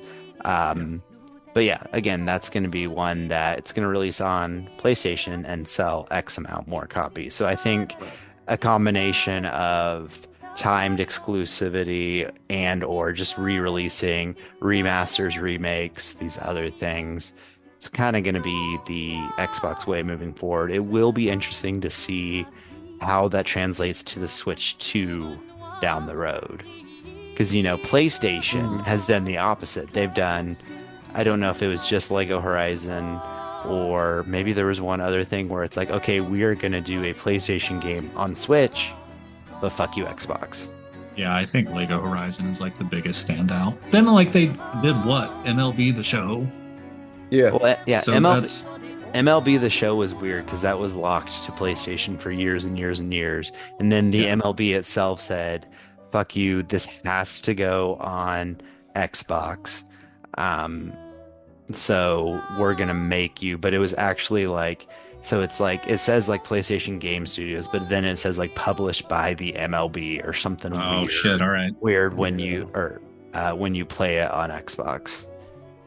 Yeah, I mean that along with, the price increases that they did. Fucking Xbox is just in a weird place and they'll never get themselves out of it, I think. And we all know that they've talked about doing, like, they have said themselves that their next console will be their beefiest console ever. As if they haven't said that kind of each iteration. So I don't know, like, it's not like they're giving up on making hardware. They just somehow have not found the proper cadence of releasing things for that hardware. So I don't know. Hopefully they do. Because they've got plenty of fucking studios. But I do think, this year they are kind of hitting their stride with, we've gotten a few already, and then Doom, Ninja Gaiden's coming out. I think there's something else I'm missing, but yeah, I can't. And then of course they can fill in the gaps with Game Pass. It wouldn't surprise me if they announce like a bunch of things like something like Slay the Spire 2 when that comes out, or when it comes out, like, oh, we're gonna put that day one on Game Pass, something like that, to where it's like for certain people like me, it's like, oh my god, that's gonna be contender for Game of the Year. But it's like when it reaches a bigger audience, like when Balatro came to Game Pass, I'm sure that was a huge for a lot of people. Oh, sure. Things like that. So. All right. Well, do we want to talk about the really small, insignificant game delay? Yeah. Nobody predicted this. Yeah. So it just kind of came out of the blue, out of nowhere. A couple days ago, that Grand Theft Auto 6 will not be releasing this year, like the investor call was saying so clearly. Randy Pitchford really, threw a fit with his Borderlands 4 and made sure that they delayed it to, May 28th? May 26th. May 20. Oh shit, that's my parents' anniversary. Happy anniversary. Well, it'll be happy 37th anniversary, Mom and Dad. I got you Grand Theft Auto 6. Yes. Have him drive you to the next town over so you can buy it, just for old time's sake. And just to be clear, that's May 26, 2026. Yep. So we're still looking over a year away. And that in itself is such a nuclear bomb, or lack thereof, for the gaming industry, because there were so many games that didn't have release dates. And then all of a sudden you started seeing release dates pop up or change, where Borderlands changed a couple weeks before, moved up. I think that's in response to Marathon, honestly. Yeah. I think they wanted to get a little bit out of the way, just releasing on the same day as Marathon, give them a little bit of wiggle room for both. Ghost of Yotai weirdly released their release date in a press conference, or in a press release, all this stuff. So like all these were starting to come out, and it seems like, okay, well then when is GTA 6 come out? And it turns out that it's not until May. So of course, what do they do right after that? After months and months of radio silence, they announce that they're going to delay it. And so it's like, okay, we'll hear from you in 2026. And they're like, surprise, motherfucker. Here's a new trailer that shows off just how badass this game is going to be when you get it in a year. Can I tell you, for the first time years, Mhm. fucking years, went to GTAforums.com, Oh god. which for me was like, I live in this during that PlayStation 2 trilogy. Like, I am here. San Andreas shit started coming out. I didn't want to fucking sit at my computer. What did my dumbass do? My mom was a teacher in the middle of summer. I don't know why she was at work and dragged me with her, because nobody works in the fucking summer. But my dumbass back then went to GTAforums.com. What do? I check pages of forums. Pages of fucking 2006 forums. So I could go home and be like, oh yeah, no, this is cool. Like, this is like reading a magazine almost. Like, these motherfuckers are on their shit. So today I went to it, second trailer comes out, same exact fucking vibe, man. Like, same exact fucking thing. People are in there. Did you print pages and pages? Oh, I should have. That would have been do fucking you great. even have access to a printer? I guess probably No, at work. not Probably at yeah, work. I would have, yeah. So, like, I know that I said on the last episode, we're not reactionaries, and I don't want to do like a play-by-play of this whole fucking trailer. I have only watched like snippets of it on my phone. I have not given this a proper watch through.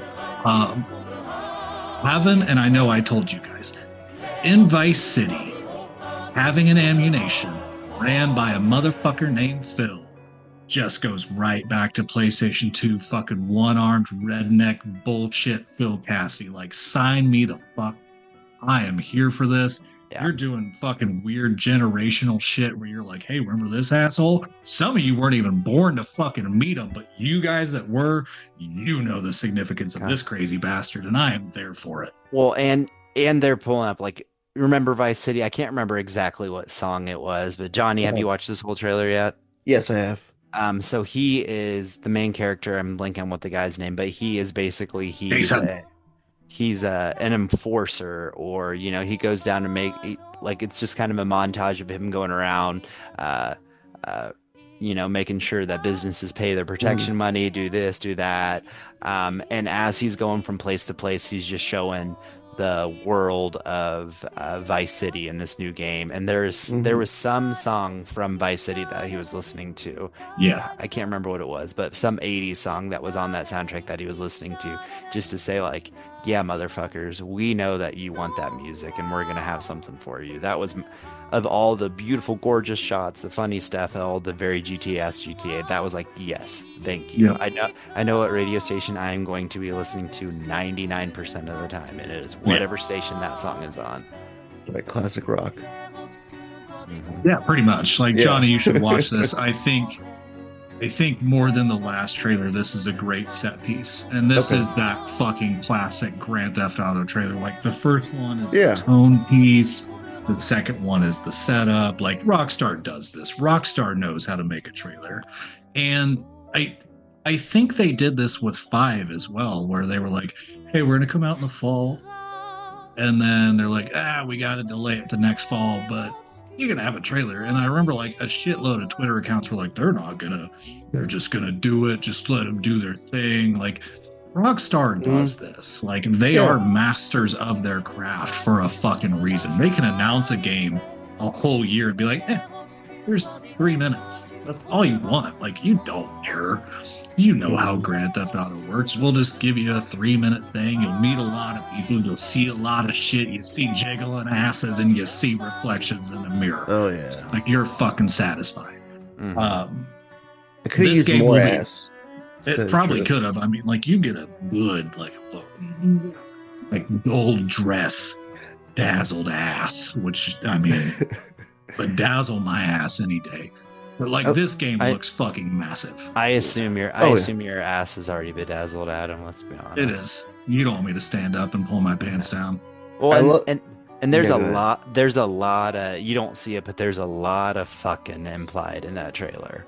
A lot. Like, the main characters are obviously in a relationship, and it's just like constant, like, showing them like jumping each other and like cuddling on each other and things like that. So will they bring back the hot coffee mod for real this time? I that hope be they part- do. They probably will, and will that- directional buttons. Will that be Yeah. part of the game? Will it be like the old God of War games where Kratos would just grab the women and then her, and then you'd see the Yeah. vase fall off the. Absolutely. no. I mean, like with all the fucking Yeah. weird like yoga shit, like this is next. What comes after yoga? Kama fucking Sutra. Like this is what's gonna happen. Yeah. All But, you have to do is yeah. just slap like this thing that says like, you're gonna see some sexual stuff. And if you're cool with that, press A or press whatever other button to say like you don't want to see that kind of stuff, and it'll just probably censor itself out. But that's easy. A for ass and titties, B Mhm. for I'm a little bitch and don't want this. Exactly. Like those are the only excuses. Yeah. But so again, I think I'll watch the trailers as they come out, however many more they do. They probably won't do a ton more until right before release, but there's not a thing they could do to get me to not want to buy this game. I think that probably goes for all three of us. I think that goes for pretty much everyone. Everyone watched the trailer. I don't think anyone's looking at these trailers for GTA 6 and being like, ooh, is this going to be enough for me to buy the game? Yeah. Nobody's Yeah. watching this to be convinced. Now, then again, when they announce the release price of $120, Yep. are people gonna then be like, "Ooh, is this enough for me to buy the game on day one, or wait until a sale?" But I just think it was very strange timing for them to be like, "Hey, we're delaying this," and then literally 2 days later, or was it even 2 days? Was it 1 day? No, it was 2. Yeah, so I can't remember if it was announced on Friday that they would delay it or if it was yesterday. So yesterday is Monday, May 5th. Today release of trailer is May 6th. I can't remember. Part of me wants to think that it was just like we all woke up either Friday or yesterday and was like, it's delayed. So it was still within a matter of days or a day. Mm-hmm. But it's just that was strange timing for me. Just like we're delaying, but we're gonna give you something, I guess. I don't know.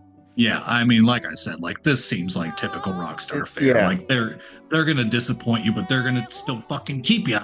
They know they've got your money, but they're gonna give you something to keep you.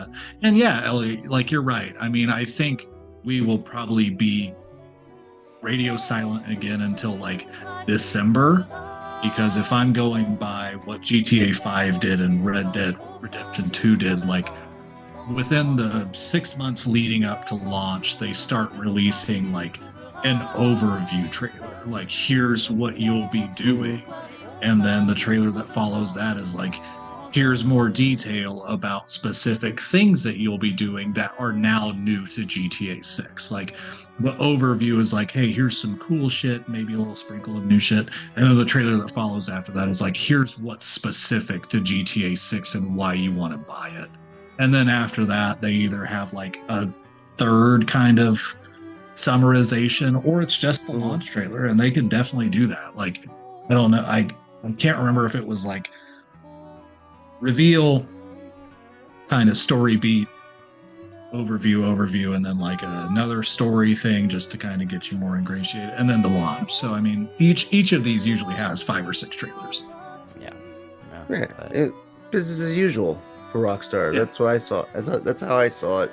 People obviously online were like, "Oh my god, we're gonna wait till whatever." Yeah. That's why you get the trailer like a day or two later to shut your mouths and dissect it. 3 minutes. It's a beefy trailer. Like, go ahead, you people who love to like dissect shit and go like, "Oh my god, this is from this part of the game of Vice City, and remember this character," all that shit. Well, they still like there's still a trunk shot in there, and don't fucking be mistaken. I know what that trunk shot is. That's when they go in and kill Ricardo Diaz. Like, that is the Lance Vance and Tommy Vercetti trunk shot. Like, I've been here and I've done that. So like they are playing with both nostalgia and the fact that people just want this. Like, this trailer in so many ways is for 2 separate generations of gamers in a way that I have never fucking seen. And that is fucking top tier Rockstar shit. I went to the Rockstar website, like on top of GTA forums. Like, I went to the Rockstar website today, which is just fucking, I am a slut for fucking Rockstar. I don't care. I will hide it. We've just been delayed so long that I've not been able to show it. Like, put that tail in my ass, baby. Let's fucking go. Can I say something that's so fucking funny? Go ahead. You're like, I went to GTAforums.com, I went to What the else? Rockstar, and I went all this. But you also said, I've only seen snippets of this trailer. I haven't actually sat down and watched the trailer all the I way haven't. through. He's I've watching. gone everywhere else. I've spent 4 hours today on forums talking about this trailer, but 3 minutes of sitting down and watching it, Yeah. He went can't to be the me. he went to the website to get the character wallpapers. Yeah. Let's yeah. not forget that. Going I old can school. set them as my phone background and lock screen. He's like, I called my mom. She printed off every frame from this trailer and is sending it to me from Texas now, but I haven't watched it yet. I mean, they are on like a West Coast journey and will likely come back to Kansas. So if she has a printer on that fucking trailer, do it. But yeah, no, like they've actually done the full thing that they did back in the day where it's like, here's this character, here's this character, here's this character. Have like a Vine length video when you're scrolling of a character shooting a gun. Apparently there's a guy named Booby and a couple of ladies. Like this, I don't know, like this is all things that you could have just gotten on Twitter. Like I went through and it was just like, I can be interrupted with this, not with a 3-minute trailer that I want to sit and watch. I can just tab out of this at any time. But like it just did the thing. Hi, you look very amused. Thank you. So like went through all this. She doesn't know what's coming. She doesn't know the 3 minutes. She doesn't know about the butts trailer. coming. Just ass, sea of ass. Yeah. Ass, So I don't know. Like it's funny to still be back in this classic Rockstar mood, and it's not like it ever went away for the old heads, right? Like we were born into this, we were ingratiated into this shit. We remember the PlayStation 2. We are the Bane. We are the Banes of Grand Theft Auto. Is it you do the voice of Bane? I was born into Grand Theft Autos. You merely found like you found your dad's copy of Grand Theft Auto 5. I just like you can, I don't know, like it's hard to just let go of this. And I think some people probably could. Like, obviously, we're weird and we're in our 30s and obviously 40s and playing video games still. And like you have adults that are like, why do you play video games? Bitch, it's story and it's good. And it's like, what else am I going to do? You go to the bar every other Tuesday night and fucking hang out with friends that don't like you. Meanwhile, every other Tuesday, I can talk to my friends on a microphone and see them in places and kind of maybe mildly get drunk. And who knows? Maybe you guys don't fucking like me. I don't know. Like, this is give me the experience that I at least want to experience. So, I don't know. Like, we've been so far away from a GTA or Rockstar news cycle that it is a tentpole moment. And it's so fucking weird. Like, a delay being this big of news and this kind of like detrimental to what people had planned. And listeners, I'm doing air quotes around random words here because I fucking can. But like for what we had planned to play this fall, like that moving is kind of weird. And it hits in a way that not a lot of other game delays do. So I don't know. It's also like, this is my prediction. It's going to start from like $89.99 to $125 range. Yeah. And here's the main thing. I will go physical if they give me a map like they did with the other games. If there's no fucking map, I'm going to say, fuck it. I'm not going to bother with a physical copy. I don't know if they can talk themselves out of it. Like at this point, I just don't know if they could not. Because that is a staple for Rockstar, and they will like that thing is pennies on a dollar, right? For them, like printing that map, whether you print 1 billion copies on that map or of that map, like that's still pennies of a dollar. And if they know that more people go digital, and they can at least make the excuse of say, hey, if you get this though, like you can have the map. People will buy that game for the fucking map, and they'll get the shitty cover art on the back that's like cover side B, and then they'll fucking have the map. They'll pull it out, they'll sprawl it on their knees like once or twice, and they'll be like, oh yeah, I know how to get around these places, and then fucking never look at it again, which is what we all do. But then we'll put it on the wall and be like, I fucking remember now. Like that is a thing that I don't can- know if Rockstar can move away from. You can put it right back up there right by your angel behind you, Adam. Put it on my walls. The Right angel. over. With Mario. The angel and Mario. Angel? I Angel can't. and Mario? Is that Mario? I don't know. Bless, I can see it the is angel. Mario. Let's be the Mario. That Under was his my eye. fucking, guys like fuck Hobby Lobby and all the things that they stand for. But that was $6. When I find a $6 Mario sign in a Hobby Lobby, even I am below prejudice. No. Sure as hell didn't find that on a Sunday. That's for Exactly. sure. Oh, that's That's yeah, true. Exactly. I Too still won't busy eat at Chick-fil-A though. Like I draw the line eating at them Chick-fil-A. Jesus wafers. I love it how he's like the main character is Mr. Florida Man with his last name Duval. Yes. I was just like, are you fucking kidding me? Yeah. I was like, that's perfect. Going with the whole Florida shit. I can see like, you're him for a while. Like the way Rockstar like does these games, maybe like they could probably push it to like 20% if they wanted to. Depending on like what you got out there, like main story and like side shit. Right. Like you can be him for a portion of the time and then she gets out. Yeah. My question is, and I'm not going to feel bad for spoiling a 12-year-old game. Yeah. Do we get to a point in the end where they're like, you have to kill one? One has to die.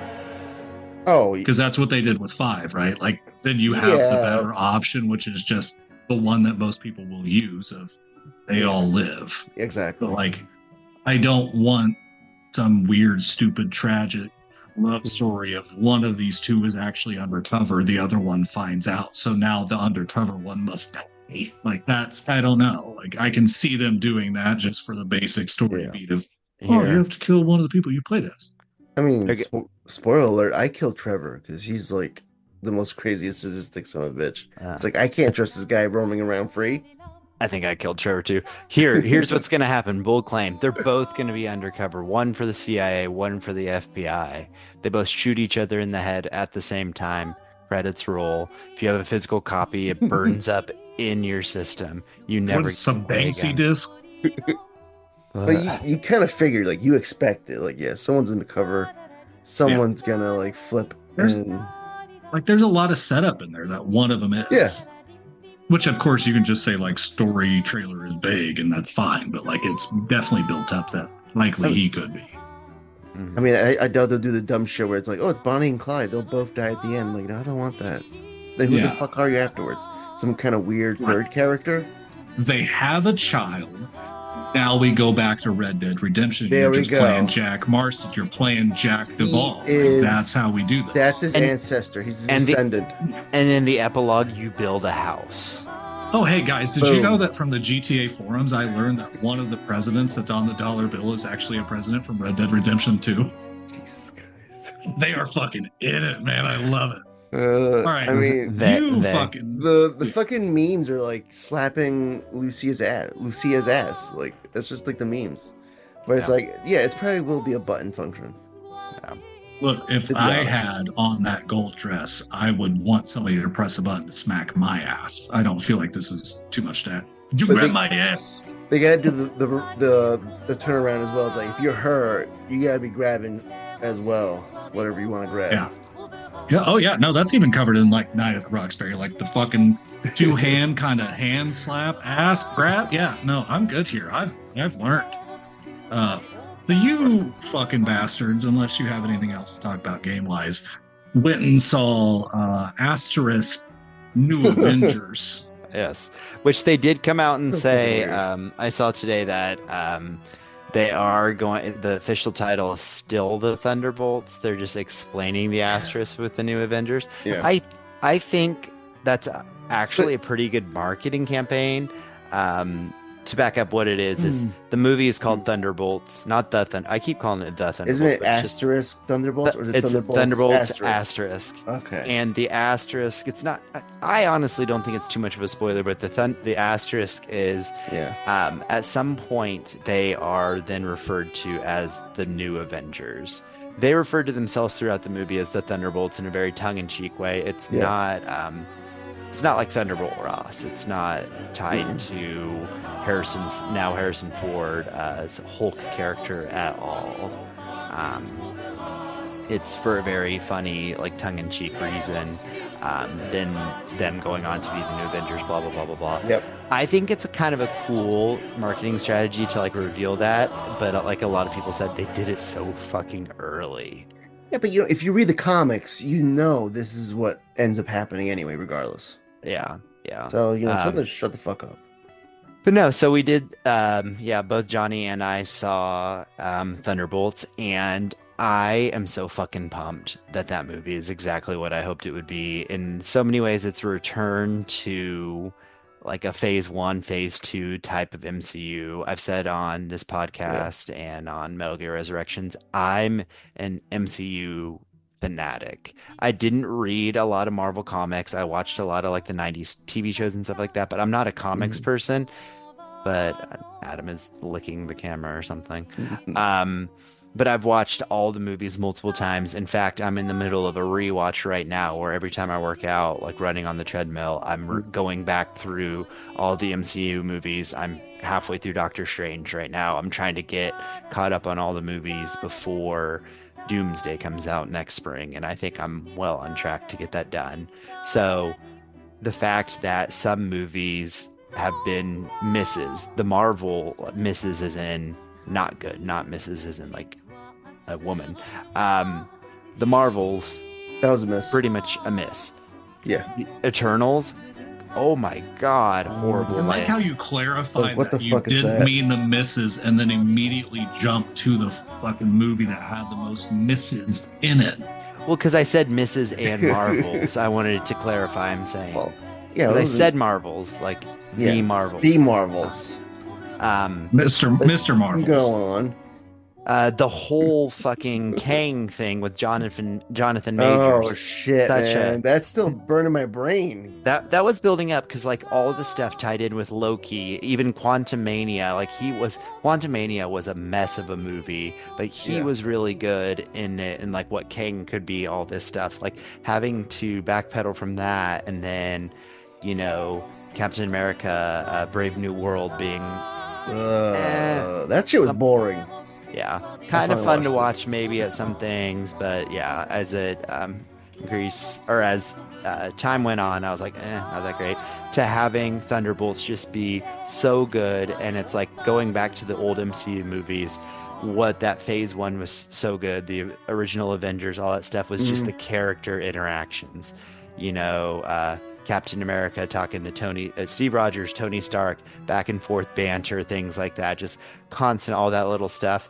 That's what Thunderbolts is about. Like, sure, the overall story, how it fits into the MCU, great. They're the new Avengers. What does that mean? Well, the post-credit scene, not going to spoil that, but a lot of implications there. Longest post-credit scene ever. It was like 2 minutes and 58 seconds, something like that. But just the interactions between all of the members of the team were fucking golden. There was some stuff that was so funny. Like there was one scene that Bucky's on the phone talking about a character, and they're all like in the background trying to like talk to the person on the phone like over his ear, and it's just like the slapstick banter that we haven't seen in a long time. So I'm excited that it's back, and I'm excited that it's not necessarily we have to build more and more and more and more and more powerful, like stockpiling the nuclear weapons, which I think Doomsday is going to take that and throw it right out the window. But for this movie, that's not what the movie's about. That's not the core message of the movie. It's good. I think everyone should go see it except for Adam, because he's a bitch and he'll wait for it come to Disney Plus. But Adam, if you do not watch it on Disney Plus, I will kill you. I'm a bitch, real quick, for following your advice that said just wait until Disney Plus. So I guess I will never follow your advice again. To be fair, I gave you that advice because I knew you weren't going to go see it in theaters. So I thought about it, but hey, you know what? That's fine too. I'll wait. I come to a service I pay for. I looked at my Switch the other day. I thought about playing Metal Gear Solid 1. Let me tell you. Oh God. I don't know. Yeah, Johnny, fuck this guy. It was, you know what? I enjoyed it. You're not gonna get like the straight translation from the comic itself, but I did enjoy this iteration, primarily for the Sentry himself. I was like, how are you gonna do that character? How are you gonna do the Void thing? Because it's comics to movies, it's tricky. You could fuck that up really bad. Like we've seen that already. I do like that. Like for the past other movies, they are like nitpicking, like what they're taking to go forward. In regards to like kind of closing out, we're done with like multiverse shit, we're doing like other shit that's like not really multiverse but kind of, we're merging, we're bringing obviously the X-Men and all that shit, and like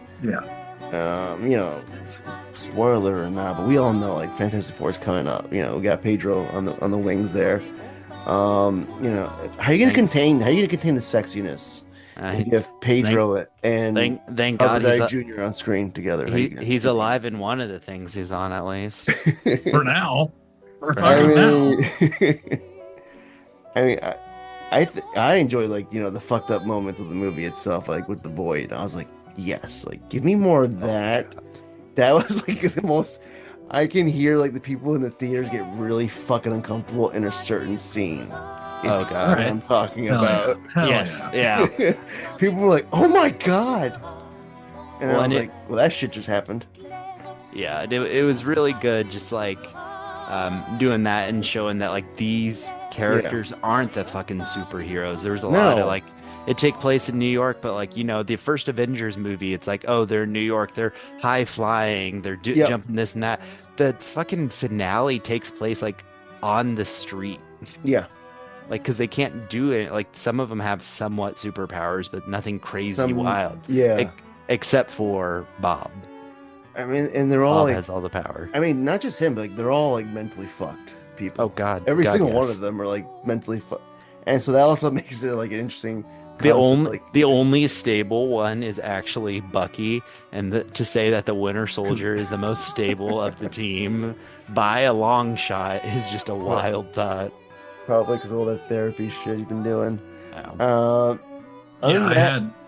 had a coworker real quick like ask if I cared about spoilers. Like I really don't. This guy's really not going to spoil saying that's important. Yeah. So I wonder real quick if the scene that you guys had referenced that kind of made you a little queasier, your theater's a little queasier, the John Walker scene. No, this is I was talking about the Red Guardian scene. Okay. All right. John Walker scenes, it was a lot covered. A lot of his stuff was like stuff that was covered in the past in Falcon and the Winter Soldier, which I don't know if your coworker would have saw that. It might have just been probably. But I mean, go ahead. What were you going to say? Johnny mentioned the multiverse thing, but my guess, and I think we probably all share this guess, for the Fantastic Four is that movie has to end because they've stated that movie, they're the only superheroes in their world. So they're going to get introduced to this MCU, which means Galactus eats their world in their movie. That's what I presume it's going to happen. And then they come over. So they'll be like in future movies. The end thing. So like they'll come over, and then Johnny, you mentioned the X-Men, so like they have to come from another world. I do want them to end the multiverse shit, like I kind of do. While like Multiverse of Madness is a movie that I fuck with on every level, like, and that's a lot to do with Sam Raimi and Sam Raimi. Yeah, see, like fucking Sam Raimi MCU, just fucking bukkake of all my bullshit here.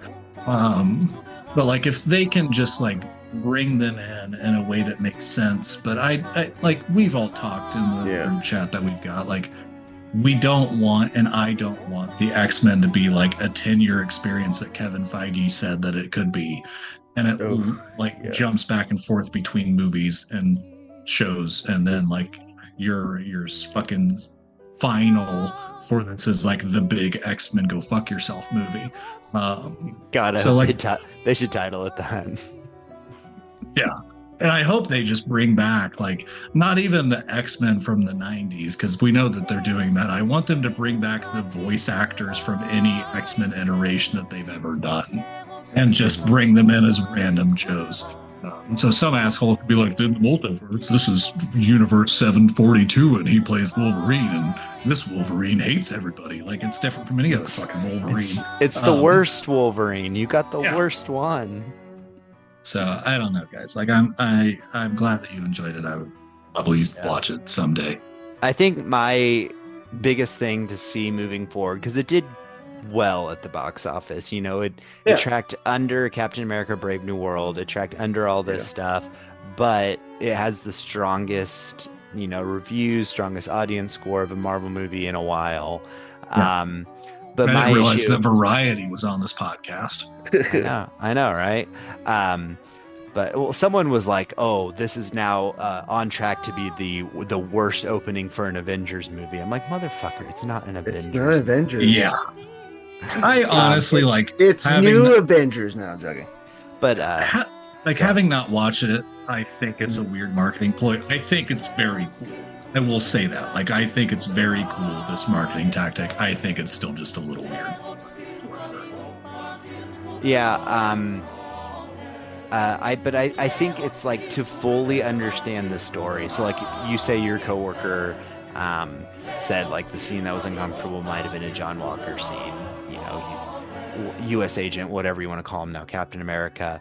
Yeah. Most of his stuff, most of his like backstory type stuff was actually just re-showing scenes from Falcon and the Winter Soldier. So much of their stuff, except for Yelena, who Florence Pugh, you cover kind of new stuff with her, how she's doing. She is definitely the main character of this movie with a bullet. Sure. It is her movie. His stuff, you don't even really get much backstory with Ghost. Things like that. Taskmaster plays a huge role in this movie. I mean, she just, every scene that Taskmaster is in, she just tears it up. Like all the scenes. So many, multiple scenes, for sure. But like, it's like, to get all this backstory, you have to watch this to understand, what's her name? Why am I blanking on the main bad guy? Allegra de la Fontaine or whatever, her backstory. You have to have watched Falcon and the Winter Soldier. You had to watch the end credit scene of Black Panther 2 is the one that sets this movie up. What the fuck? Why not? It's a lot. So all of this stuff. So it's like, how much is like, my wife will watch this when it comes to Disney Plus, because I've been like saying how much I like it. I'm going to be very intrigued to be like, okay, you know fucking nothing. I don't know if she's really sat down and watched an MCU movie since Endgame. Fuck. Yeah, be like, whoa, do you understand any of this? Actually, you know what? I might be on par with Katie. I don't remember the last one that I did not fall asleep to. All right, Guardians 3, sorry, but that doesn't seem like it has fuck all to do with this. Multiverse of Madness is after Endgame. All right, sure. Yeah, sorry. I didn't watch a Marvel movie at that point. I watched a Sam Raimi movie, so I don't know what you're fucking talking about. So it would be interesting to see, like, okay, did you get this? Like, are they able to do the backstory, or is it no? You need to watch Falcon and the Winter Soldier. You need to watch Hawkeye. You need to watch all this other thing, because it's like I completely forgot. Like, I was like, that not only was Florence Pugh's character, like, she wasn't just a cameo in Hawkeye. She spent a significant amount of time in Hawkeye. It sounds like I need to watch Hawkeye. Like, fuck. Well, Hawkeye, and then Hawkeye, like Hawkeye as a show, it sets up. Florence Pugh's character, it sets up fucking Daredevil. Like, it Hawkeye, does. Like it, and that's the thing. It's like, how many, like, what's the next show coming out? I think this summer is Ironheart, which is a follow-up, again, Black Panther 2, which I watched Black Panther 2 exactly once. Didn't really like it that much. Loved Black Panther 1. But it set up Ironheart. What's that going to be? It's like all this stuff, like, there's people like me. There's not that many people like me about the MCU anymore. You're trying to say that they're not like us? I don't get that reference. Can you explain that to me? But are the normies, the non MCU whores, are they like gonna see this movie and be like, okay, I'm coming back? Are they gonna be able to go to Avengers Doomsday and be like, okay, it's the next Avengers movie? Wait, I know Tony Stark died, but like, who the fuck are these people? Like, Yeah, I mean, like you've got people like me that watched the characters they wanted to see, right? Like I think that's one of the preferable ways that probably a lot of people take when they're watching these things now. Like I watched Falcon and Winter Soldier. I like the two actors that play the main characters. I liked the characters that they played. And then I also watched like WandaVision. But aside from that, like I'm out. You guys are caught up on Daredevil, I believe. I have been behind on Daredevil since like season 2. I don't know, but something about this, like it is the MCUism that would bring me back. Like put a bunch of random good actors together, make them do weird, dumb comic looking shit. And like that looks cool enough. And then you have a character that looks like the Void and does whatever the Void does. And I've heard more about what the Void does, or I've read it, which I really wish somebody would have read it to me, like what he does. And like it sounds intriguing enough. Like this sounds like a cool enough movie aside from having a couple years of homework to do. So I don't know. Like I'll wait now. Like I don't care. Like maybe if they hadn't spoiled the thing, like the title, which is such a weird thing, they'll be like, you shouldn't have done that. Like, if they hadn't have done it, I probably could have just gone and been like, I would like 4 tickets to the Thunderbolts, please. But now it's like, I know that this thing is now signifying something else, which probably won't have a whole lot of payoff because it's Marvel and it takes 17 movies to get payoff. So I don't know. Mm-hmm. I'll wait until I can watch it from the comfort of my couch, I guess, and then cry or feel offended and jittery. You know, the same guy that took his teenagers to go see Sinners is going to feel bad about things that happens in Thunderbolts. I don't know.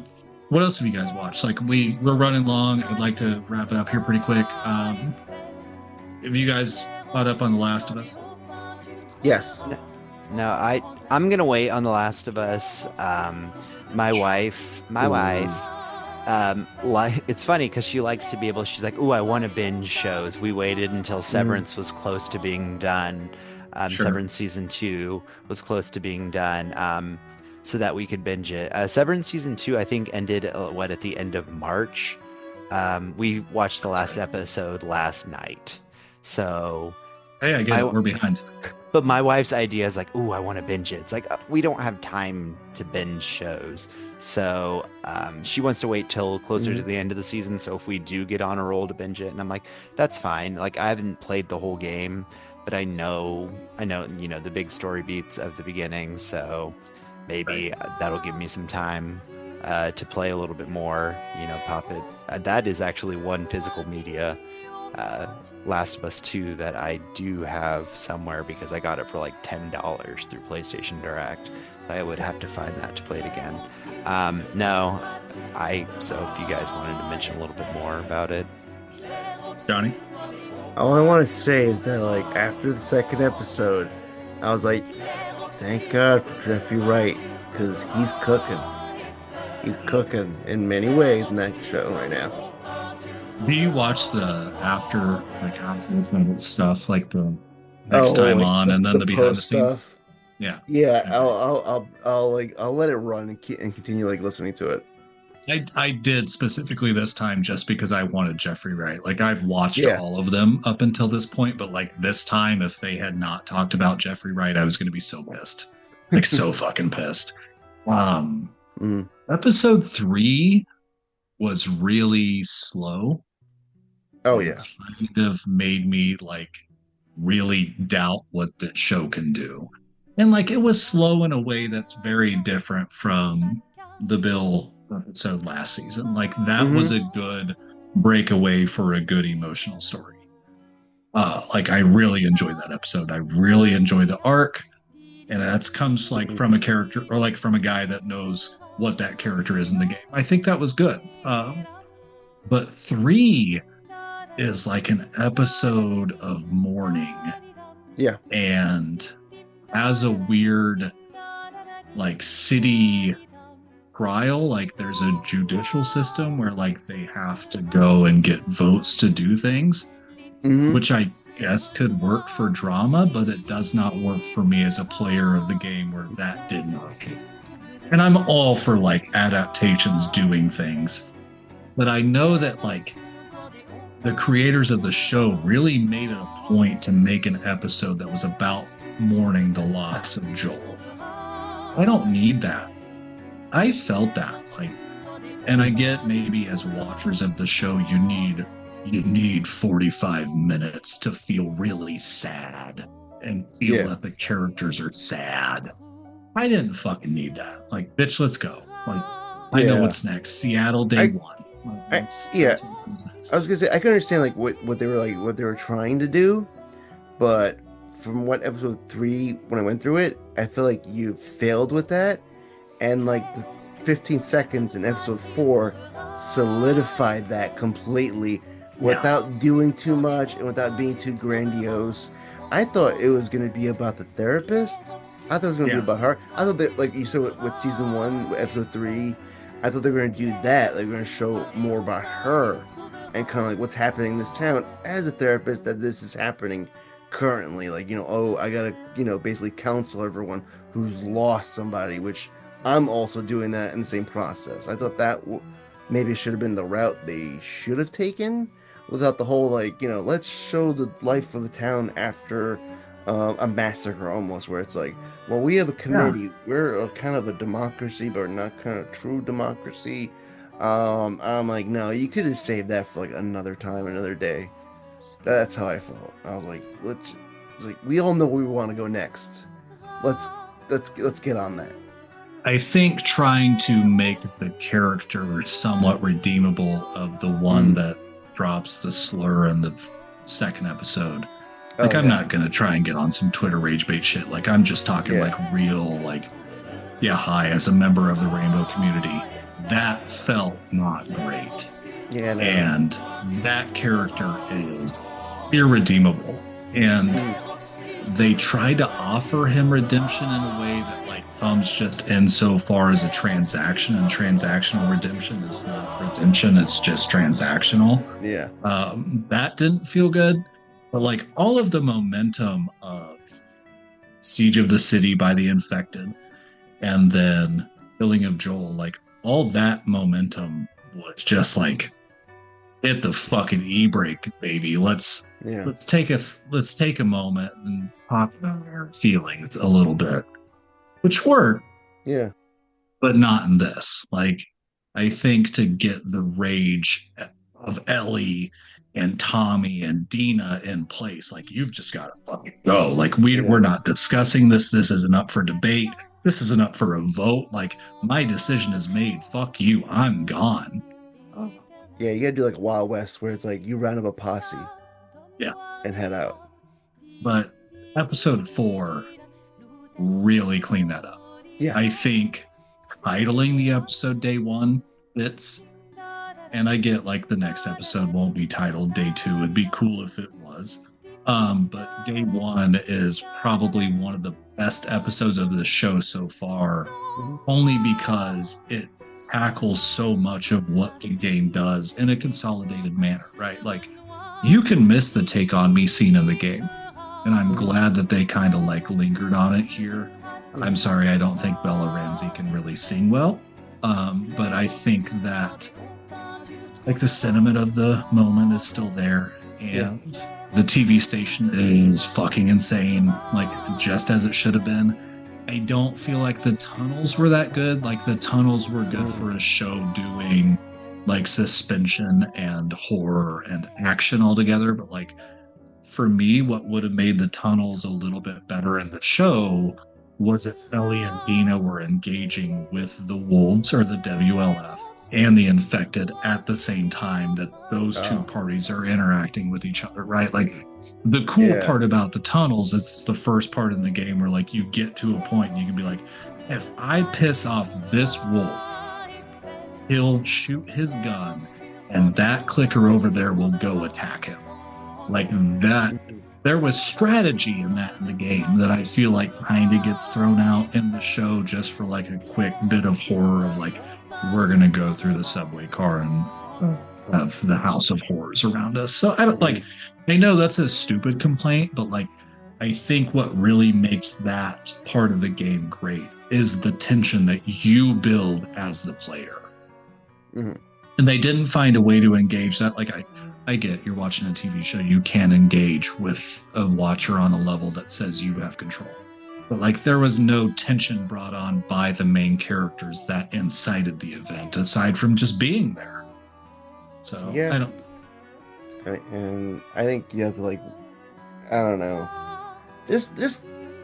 I think what you was like spot on. Like, you know, 4, it's like you got over the hurdle. 3, 4, you're trying to get back on track.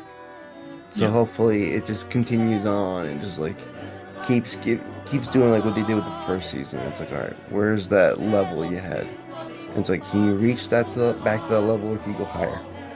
I do think that the connection between the two characters, like of Ellie and Dina, was enhanced in this episode more than it was before. But I don't know. Like I am signed the fuck on. And you mentioned Jeffrey Isaac, like all of his scenes. I kind of can't believe the fact that they didn't know that a show was coming when you cast an actor like Jeffrey Wright. Yeah. Because to bring back Jeffrey Wright to play the character that he played in the game, so fucking great. Like, that's cool as shit. And his character will be explored more. It seems like we're going to get who the Prophet is or who she was. So that's also intriguing. But also, where the fuck is Joe Pantoliano? Like, I was promised Joe Pantoliano this season. And this episode, like, this season is 7 episodes. So there's like 3 left. So I've got Joe Pantoliano somewhere in here.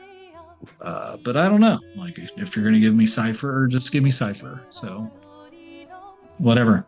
We'll see. Guys, also, real quick, Righteous Gemstones has ended. And if you're not watching this show, go watch it. Because what a fucking finale. So, that's the last thing that I've got for any media. Yeah.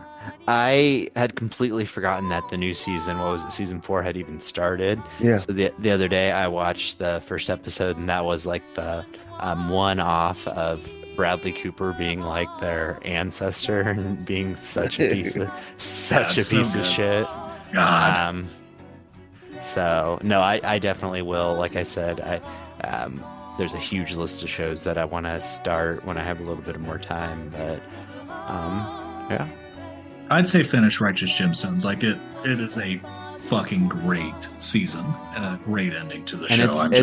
It's like done, right? Like, yeah, no, this is it. Like I'm it's kind of sad that this is it, and I just hope that fucking Walton Goggins and fucking Danny McBride continue to work together, because what a fucking pair.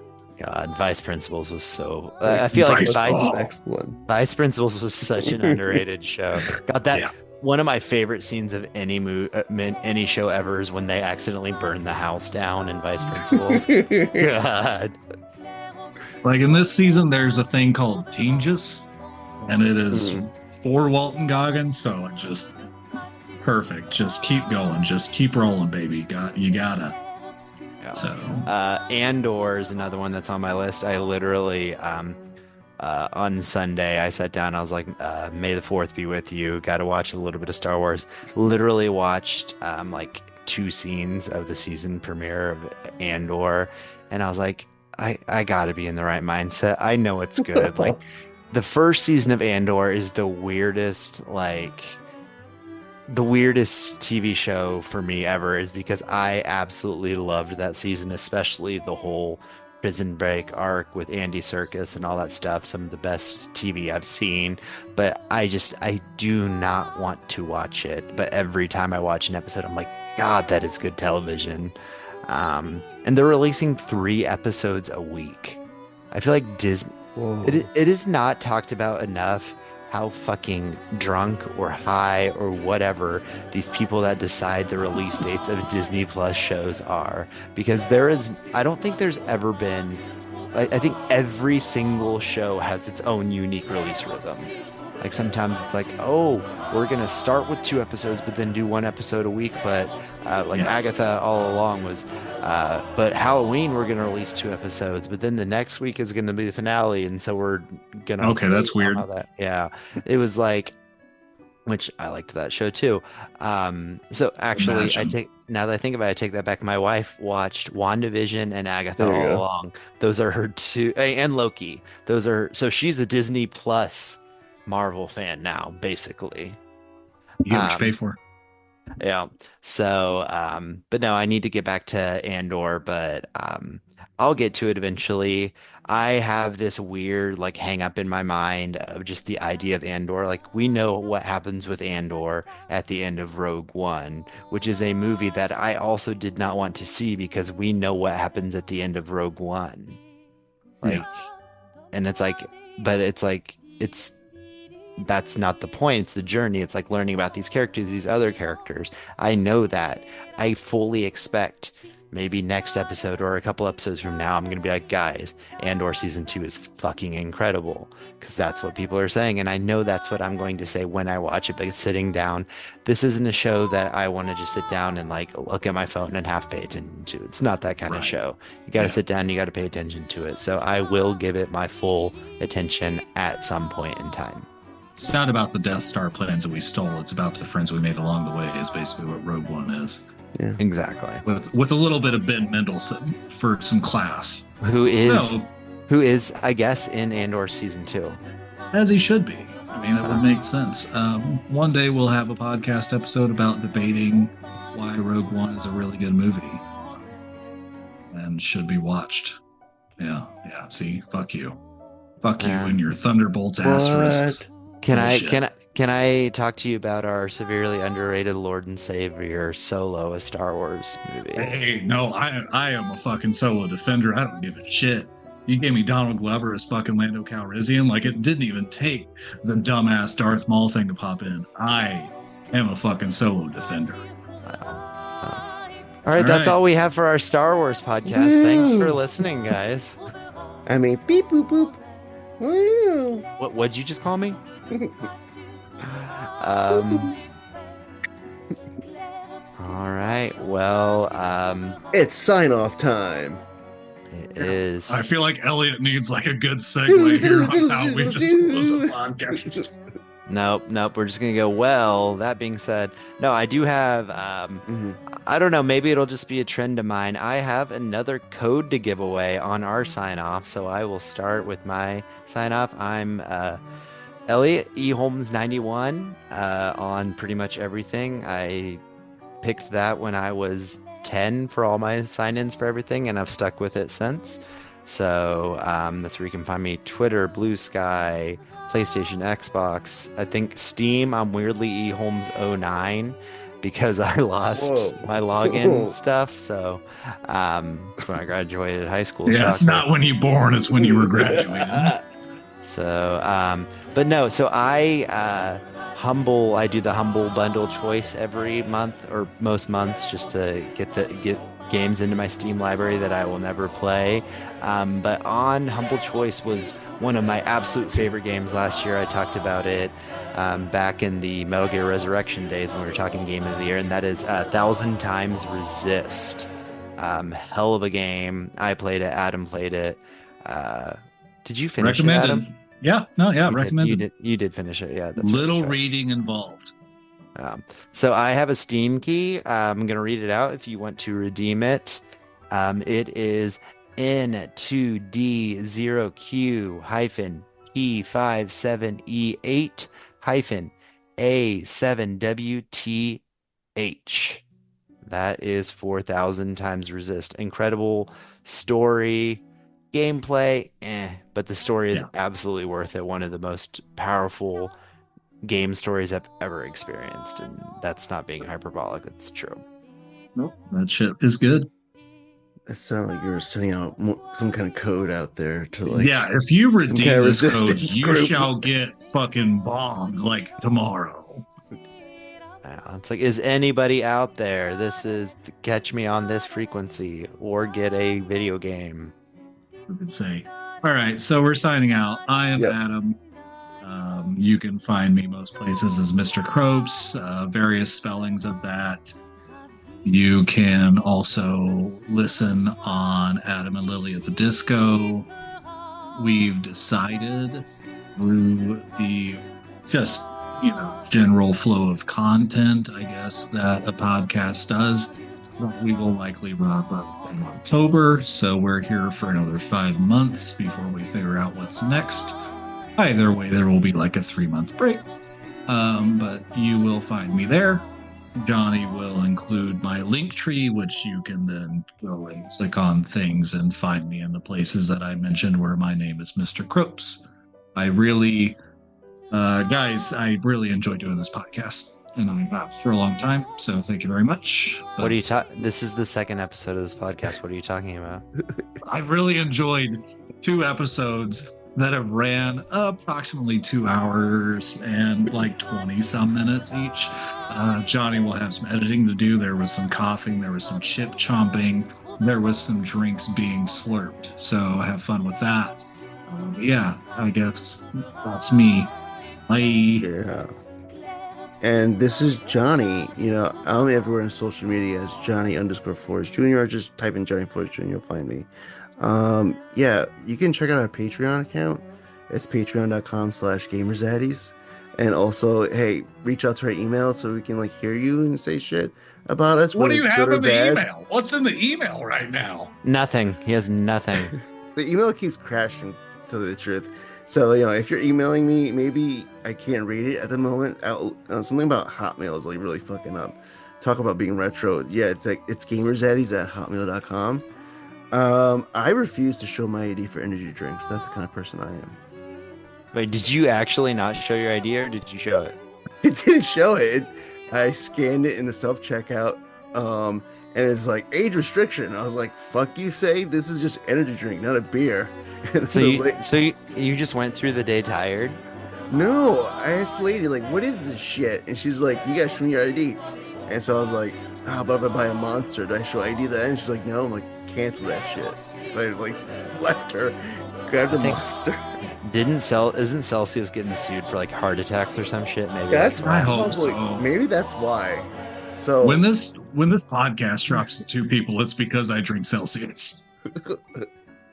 So yeah, don't buy Celsius in New York State. They ID you at the supermarket. I don't know. Gas stations don't give a shit. They're like, yeah, here you go. Just buy it, and here's a pack of cigarettes too.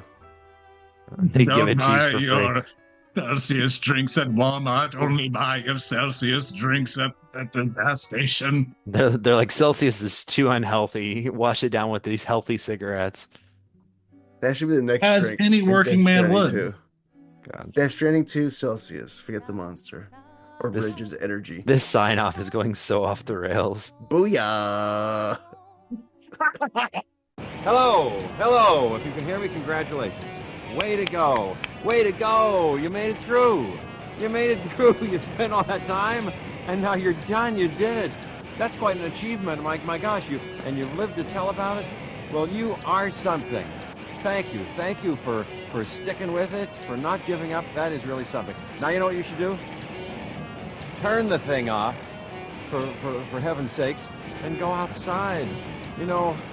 Breathe the air, take a walk, call a member of the opposite sex. You know what I'm talking about. You have a whole life out there. Get the stink blown off you. Just go, really.